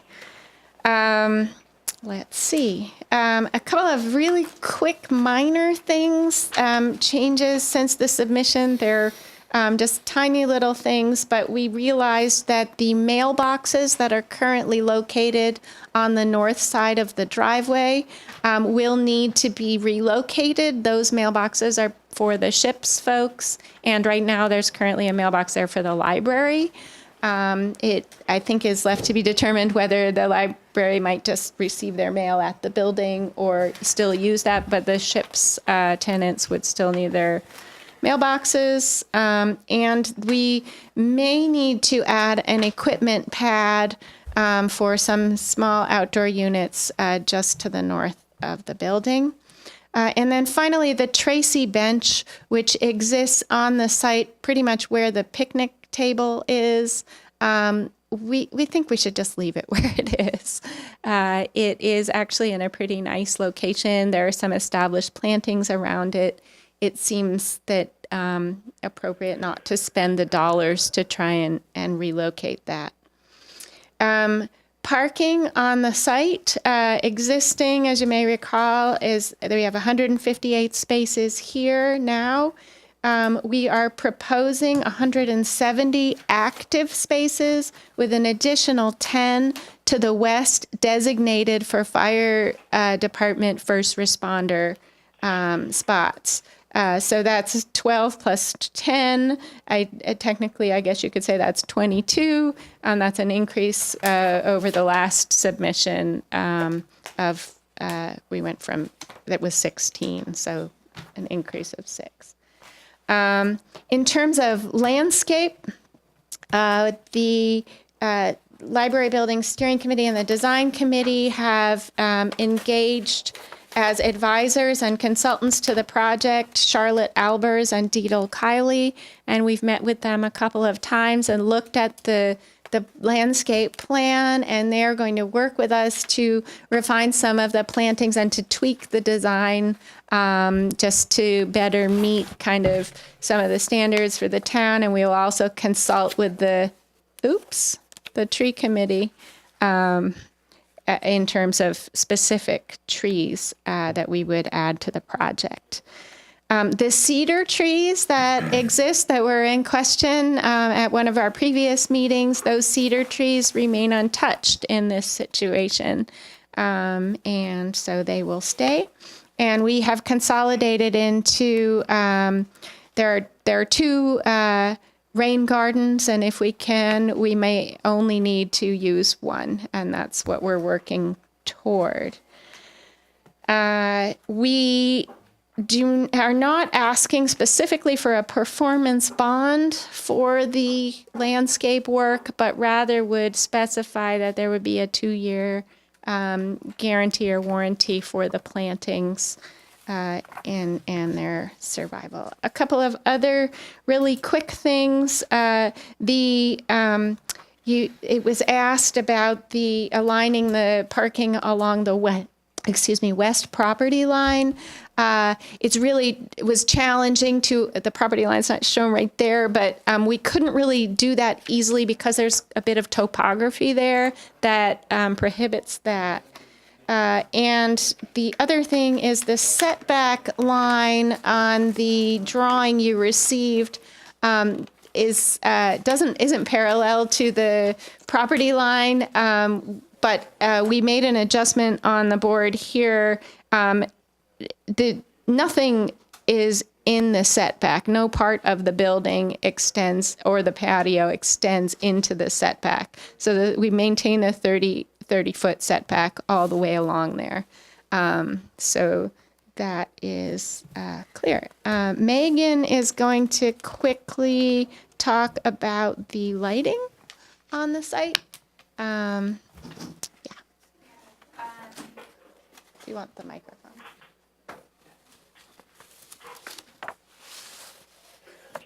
The site lighting strategy is largely existing to remain except in the immediate vicinity around the building.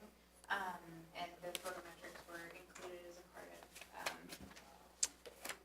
of the documents that you received. But the northwestern parking area, that's existing parking lighting to remain.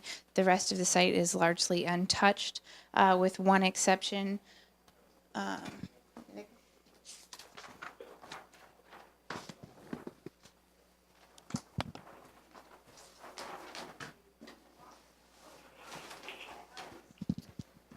So at the entrance drive to the site, coming in here, there are existing 4 lights which are proposed to remain in their existing locations.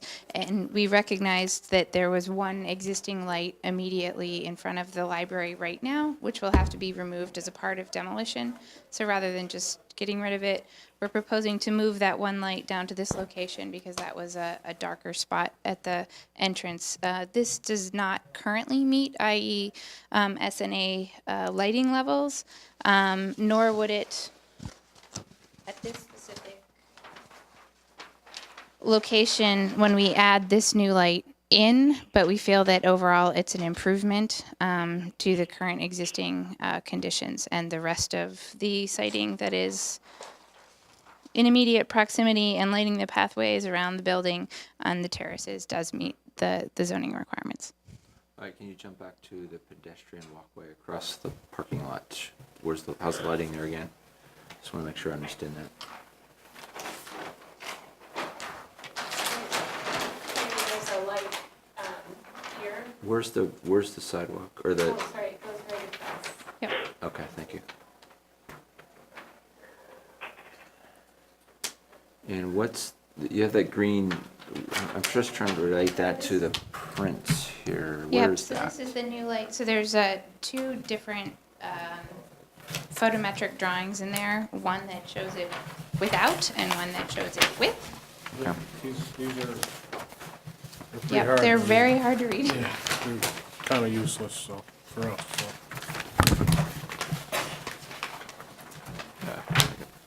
Yeah, I couldn't decipher any of it. We can bring this closer if you like. Yeah, I'd just like to relate where that green is reference to the sidewalks. Yep, it's right at the junction of this sidewalk here that runs across the parking. Can you show it on the screen? Sure. Yeah, that'd be great. Yeah. Is the new one? Okay. No, it's on the It's south, this one. right Sorry. there. Sorry. It's that one. So it's right at the junction between this sidewalk here and this sidewalk that comes out to the bus stop Okay. out here. Thank you. At the last meeting, I think it was, there had been some conversation about the parking at this end of the complex. I don't see any pictures that depict this end of the complex in in the packet. Are there any changes, differences from what is there today? No, we are not proposing making any changes. There should be an aerial photograph in there that shows the parking layout. Is that in this? Isn't that still in the packet? Or- It was, if it, this photograph that simply shows the parking layout. But no, we are not changing any of the parking from the edge of the park to the south. Okay. That remains as is. There is the potential, we think, we've looked at it, Peter has looked at it, to reconfigure that parking to some extent to make better use of the space. But that is not part of the scope of this project at this time. Do we have the all-important letter from the fire department that indicates they can work with this? We do. Okay, It's in your packet. okay. So you mentioned there's one rain garden that may or may not be required. Have you guys not finalized your stormwater? We can talk, stormwater is the next thing to talk about. Okay. You're ready. Jeff, do you want?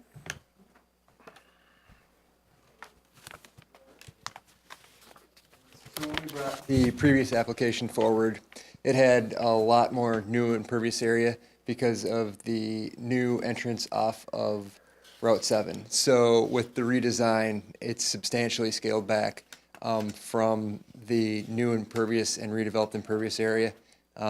So what we're proposing to do, and we haven't finalized our calculations, but based on rules of thumb, we think we have enough area set aside on the northern area so that we can run a pipe from the redeveloped area and the existing historic town hall on the south side, run the stormwater all the way around to the north side, and then discharge it. So it'll be fully treated and it'll meet the stormwater standards, but because of the short duration between the revisions, we haven't finalized our calculations. Just state your name. My name's Jeff Zwaber, and I work for Engineering Ventures. I just didn't know if you said that at the start. I think, yeah. Any other? The process with the South Burlington and the submission and where we are in that process. Yeah, so as part of the development review, Chris Robbins with the wastewater department asked us to forward our plans to South Burlington, who's under contract to review stormwater management for Shelburne. So we forwarded the initial application that we made along with a summary of how it's being scaled back. It has less new impervious, it has less redeveloped area and less, a less site area that's being disturbed. So when you look at all those parameters and what we're going to meet, the city of South Burlington indicated that they had no problems with our application.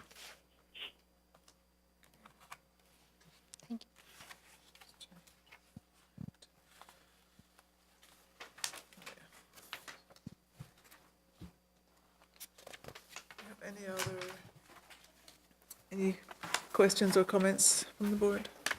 No? So you mentioned the landscaping plan is kind of in flux. No, not really. I think the landscaping plan, So you'll be installing it exactly as it's documented? or- the way the landscaping is laid out, the areas where we propose adding some landscape features.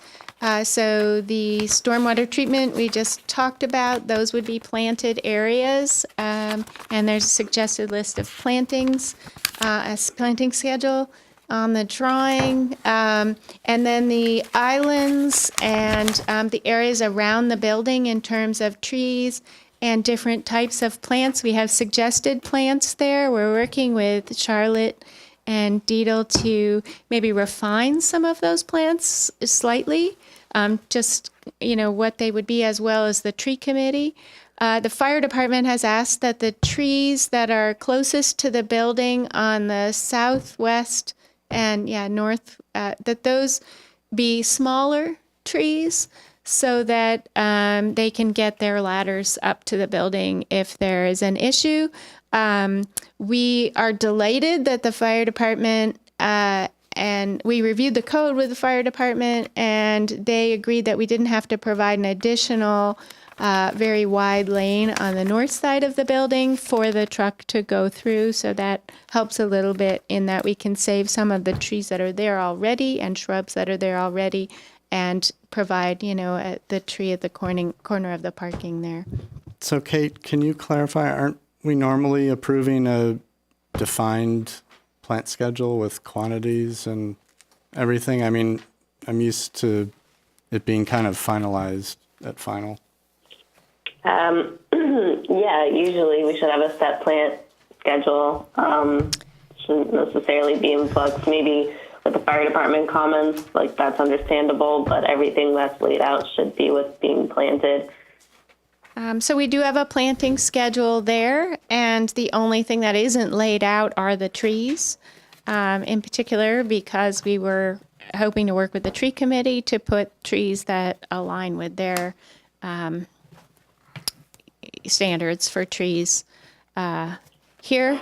It was recommended to us at the last meeting to consult with a landscape designer.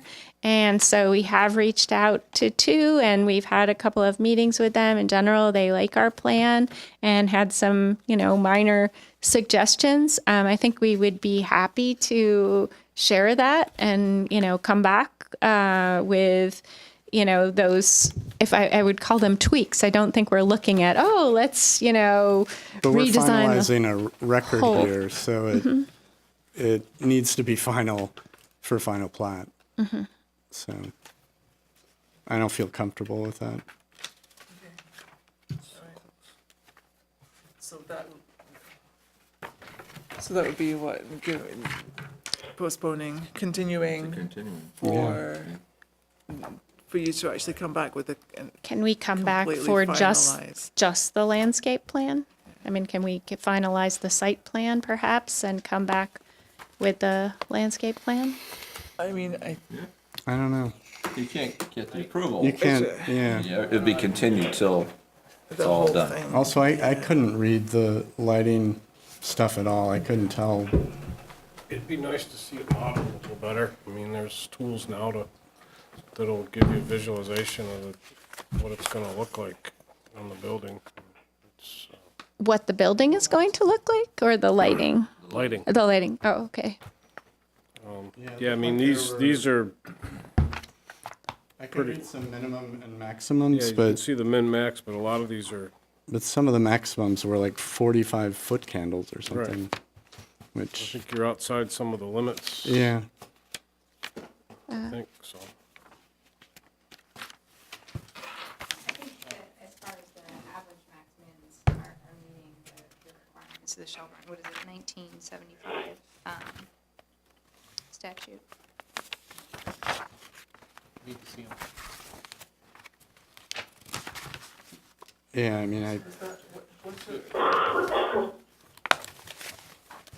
So you're looking for more clarification on what the lighting plan provides, essentially, is that? I mean, I don't know about reading. Those photometric drawings that we blew up and tried to highlight, would that be helpful? We can move Well, those closer. I mean, yeah, could you put that back up there and just kind of put it in perspective? I couldn't tell what sheet is covering what area. Do you want to bring it over maybe so it's easier?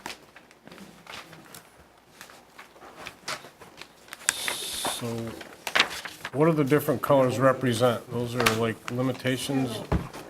The green is the 2-foot candle level, the pink is the 0.8, the blue is the 0.2, the orange is the 0.1, and the purple is the 0.01. Okay. So you had mentioned that the area around the building met the, So we've got the 2-foot candle levels is the typical max average foot candle Yep. recommended for the Shelburne, or for the suburban parking areas. We've got that around all of our walkways. yeah, And then we've got the 0.8, which is the pink foot candles, which is the Shelburne standard for the maximum average foot candle level. So that shows up here as a delineation of the contour, but to pay attention to that is across the top of each of this analysis, because we show actual contour lines beneath the calculated estimates. okay. And then similar for the blue.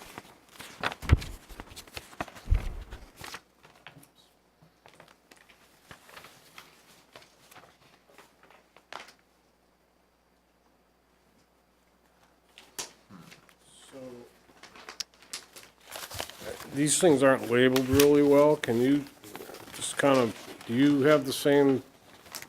I do, we didn't blow up all of the right next to the building areas. Okay. So basically, I'm just curious what they represent.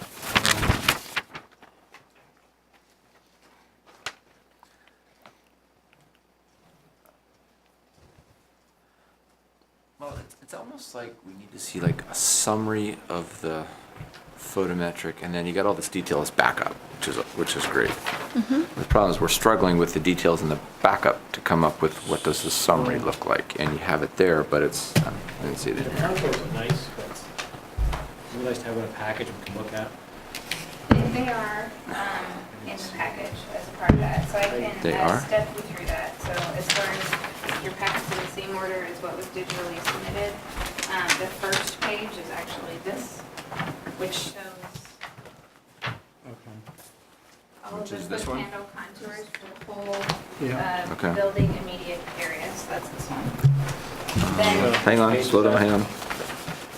All the sidewalks. First page. Is this the first one? Okay.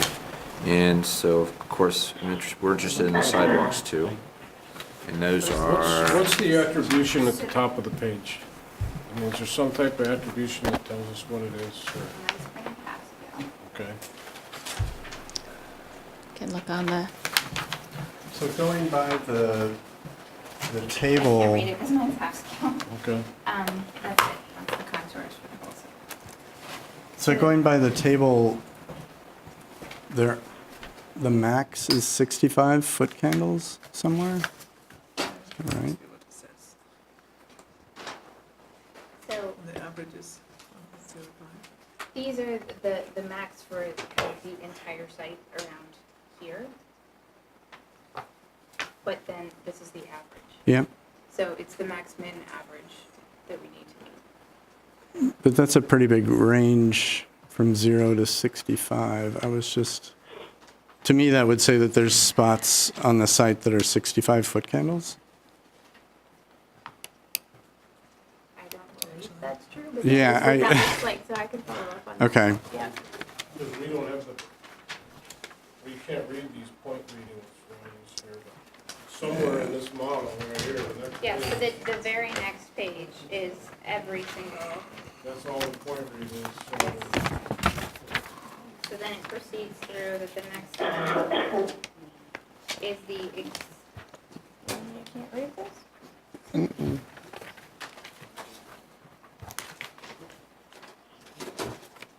Somebody in the audience gave me a magnifying glass for my 50th birthday. I should have brought it with me. I feel like we have to struggle and we shouldn't be struggling.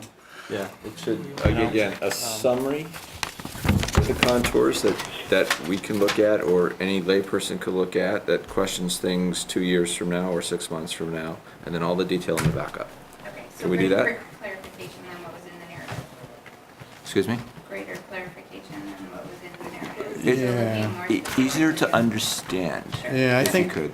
in particular where pedestrians are crossing aisles and driveways and things. We do have a written summary of that, which we could submit as part of it. I can read it to you now, Okay. if you'd like. Lighting plan. Oops, yeah. Thanks. The lighting plan around the new library, including the new building-mounted lights and new bollard lights on the full site, in the opinion of our engineers, Allen Consulting, meets the requirements of 1975 of Shelburne bylaws. Additional lighting plans for the drive entrance into the site from Route 7 was also provided. One plan shows the estimated foot candles of the existing condition, which is the one that we reviewed with you. And one plan shows the estimated foot candle level if one existing pole-mounted fixture is moved from the front entrance of the existing library to the southwest corner of the entrance drive, which was the second blow-up that we had reviewed together. Neither of these meet the current standard, as we described before, but is improving the situation because that is an existing situation. Say that again? The current standard isn't met. Okay, I got that. At the existing condition. Okay. And with the proposed, it's not going to. Yeah, I mean, wouldn't we? Just at that existing condition.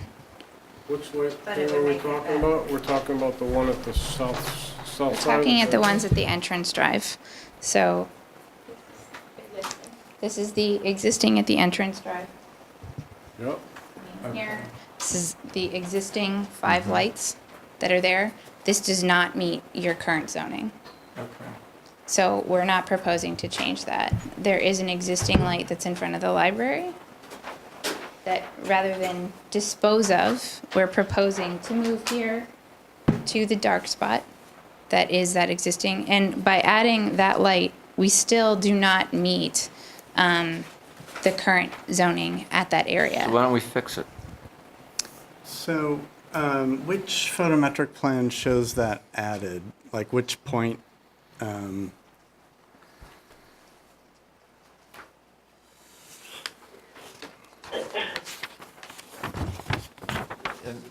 I mean, I guess I agree with Jeff. I'm gonna ask Why the are we bo- not fixing it?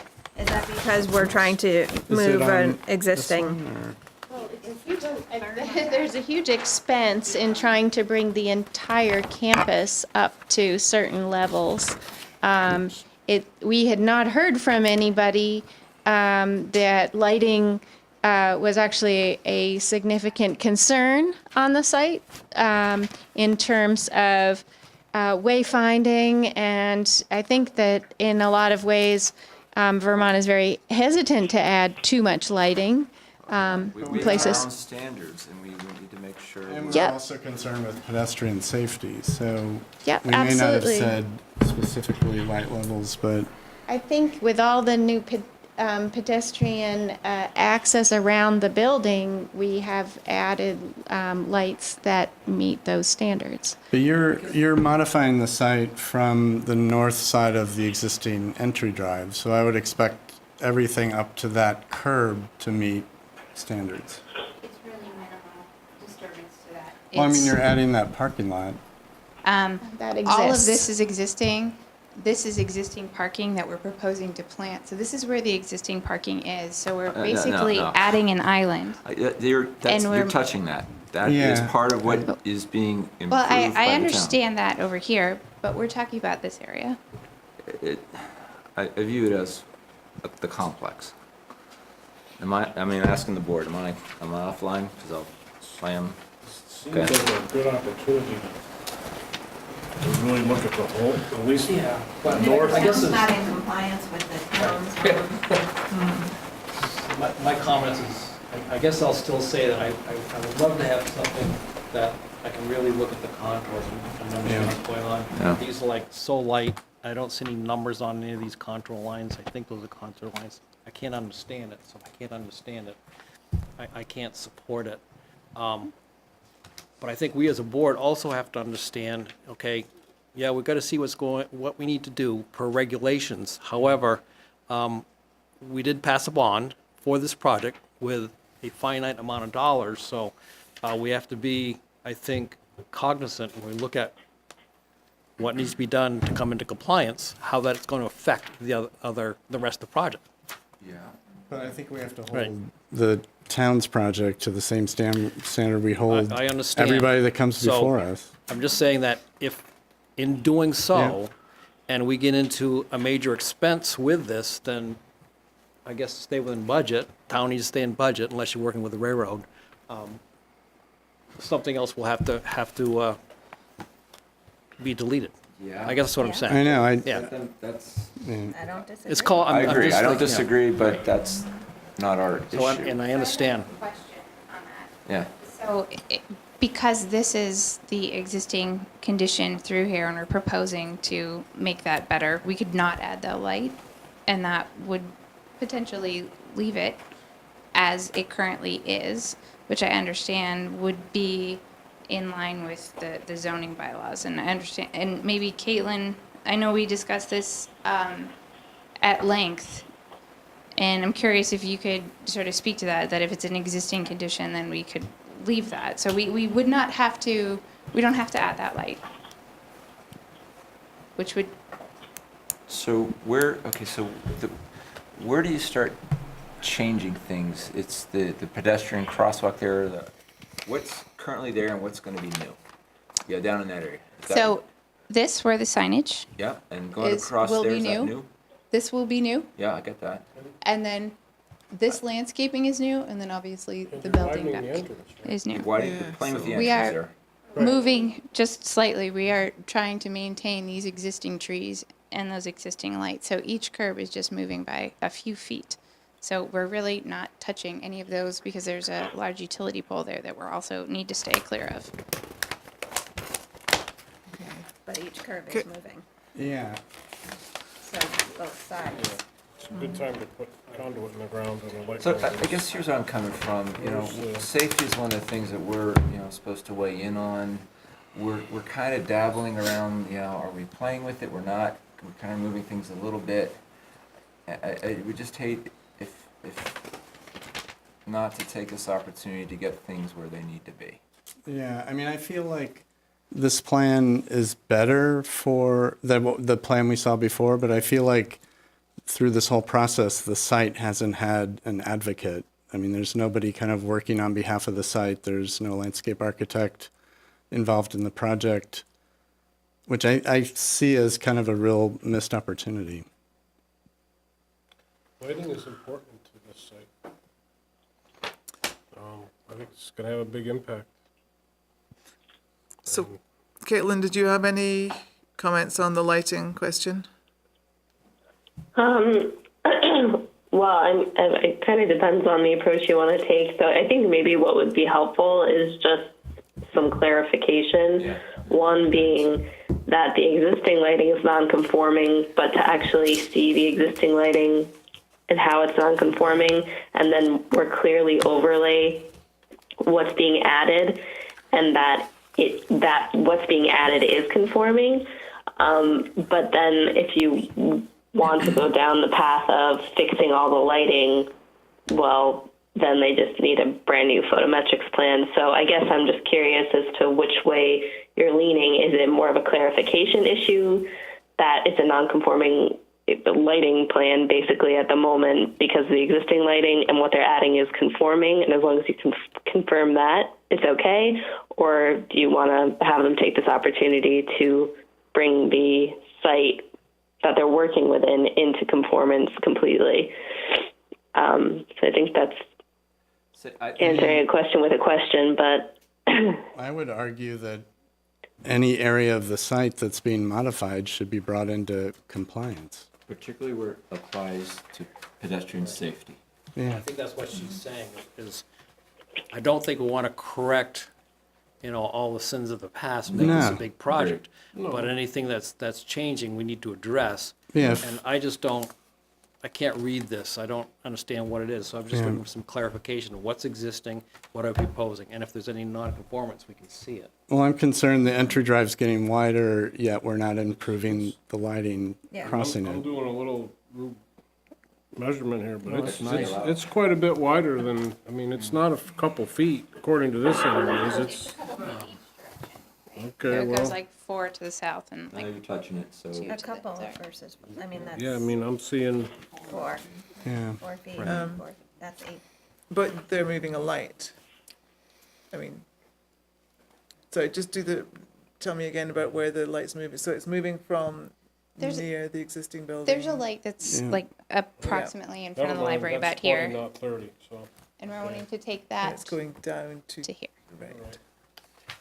And there isn't anything there currently. Correct. Plans are tough to read. It's not huge. So in that regard, that pedestrian crossing is getting better. And depending if it has any effect. So as a board, we have to decide what kind of guidance we want to provide. So do we want, first of all, like, where's the areas that we want to make sure comply to town lighting standards? And, well, I don't know, is it the whole thing, or is it part of it that, okay, it's not being touched, so we leave it go? I would think it would be anything north of the southern part of the entryway. Okay. Because that southern portion of the entryway is being moved, correct, by approximately 4 feet. Okay. So anything north and up to the west of that I would think should be conforming. Okay. Yeah, we're adding another pedestrian crossing, true, where there's existing pavement, but now we're bringing people across it. So. Okay, does that? Yeah, I think it's quite simple. Anything that really we're touching, Yeah. that is within this project bounds, Yeah. needs to conform. But if it's out of those bounds, then we don't want to make a bigger project out of it. Yeah. So this dark parking lot right here is okay as a dark parking lot. Yep. But everything else we want Right. well lit. Okay. That would be scope creep. Is that, That's you guys got that? clearest. I think Peter does. Hi, Peter. I think we do get it, but I ask that we give consideration to the other site improvements that we are making. We're making great improvements to the entrance and exit for the vehicles to go in and out. Yeah. And we are adding another pedestrian access. We're actually defining the pedestrian access across the site quite a bit. We heard comments about a sea of asphalt out there last time. We have tried to address that. Excuse me. Sorry about that. So again, it's the degree of improvements that we're making to the site. Absolutely. I think that No we're question. making vast improvements to the site out there. And we're getting down to, do we carry that to some of the lights? Yep. I think think it's irresponsible to guide people towards a new crosswalk that is dark. Okay. So you guys are hearing what we're saying? Any questions? Yeah, with an additional lane of traffic. So just to clarify, is your concern is here And the one next to it. and here? Yeah. Because you're creating a new place, you're telling people cross here. But we're not complying with the lighting that would be required for the crossing. I think the concern around here is largely cost driven. So, So I'm sorry. looking at from a cost standpoint. I'm of- sorry, we just gave you our direction, okay? Okay. Thank you.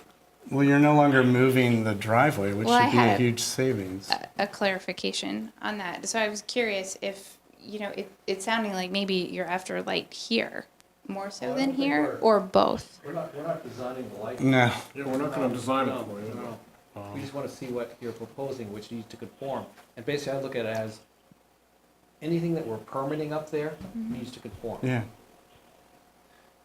So what we're after essentially is something that I think, like David said earlier, we're just struggling to read because, I mean, I'm really not accustomed to sort of looking at this and really knowing what that means on the ground. So if there's some way of combining the foot candle readings with, like, superimposing it a bit more sort of easily somehow, sort of, so that I can look at the foot candles and see where that's applying. I mean, even if we start with that, And how it complies to the standard. and how then we can look at that and quite clearly see in our minds, okay, this is what's proposed and here's the standard. And do we need you guys to really put something else in or not? Maybe this just needs to be in color, like, you know, from your legend here, I'm seeing contour levels. I don't see anything here, so maybe those are like in colors and those are supposed to be colored lines. Provide some clarification on those. That would be helpful. Yep. I mean, it might even be that there were colors and it's just that we print Right. them black and white. I don't know. That's just a note that we need to make. Okay. So apart from the lighting, do we have any other? Finalized landscape plan Yeah. with trees. Right. Right. And if I could add to that, and I don't know if it's Yeah. within our purview, I think I heard you say that you weren't going to require a bond on the landscaping? Or- The language in the report says a bond or other guarantee, and so we were going to require 2 years in the contract that we have with the subcontractor who Landscaper goes out Yeah. of business. installs. We have no I'd recommend a recourse. bond, exactly. Warranty's only as good Yeah. as the landscaper, and if they're in business, so. But I think that if we're continuing the whole application, then we don't need to finalize that. No, just Because that, that would be a condition of our That would final be a condition. approval. So at the moment, what we're saying to you is we're going to continue the application. You need to come back with clarification for us around the lighting like we've discussed. And before we can actually approve finally the whole application, we need a final landscaping plan. So if you can come back to us with both of those, then we may well be able to deal with that finally when we see you next. But Are there any other concerns or things you want us to address, or are you feeling comfortable with the rest of the application as presented? I personally like what you did with that parking lot and the drop-off there, very creative. And at least that addressed the concern that I had. We're kind of banging you up here, but I think you guys did a great job of responding to our comments before. Thank you. So- It is kind of a bang up because it really impacts the schedule significantly. Well, we have to have a final document to approve, so. You know, we have to hold you to the same standard that we Yeah. hold all the other applicants. Has there so. been any determination of where the library is going temporarily? Yes. Yes, the library will be in the field house temporarily, and I suspect you'll see them shortly at your next meeting for a change of use, temporary change of use. So maybe we'll come together for that.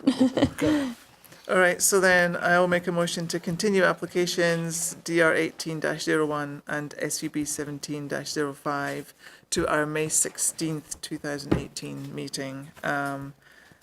For that meeting, we will look for you to provide us with that clarification on the lighting and a final landscaping plan. Second. Thank you, Jeff. All those in favor? Aye. Aye. Motion carried. So, see you next time. Thank you.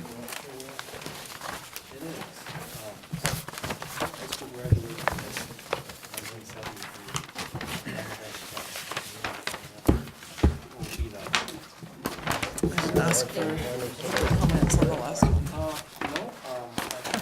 Okay. I'll have another chance, it's continued. Do we have any other business or correspondence that anybody would like to bring up? Stuff to sign, is that it? There's some stuff to sign. Okay. Comments? You have a comment? Is it, A request, maybe. this is some other business, yes. Other business. So I've met everybody and I know your names, but I don't know much about you, so if appropriate, if you could just like, so this is what I do for an occupation and I live here or whatever. Do that. Would be like. We can adjourn first. That's right. At some point, yeah. So I will move to adjourn the meeting. Second. Thank you, Lisa. All those in favor? Aye. Aye.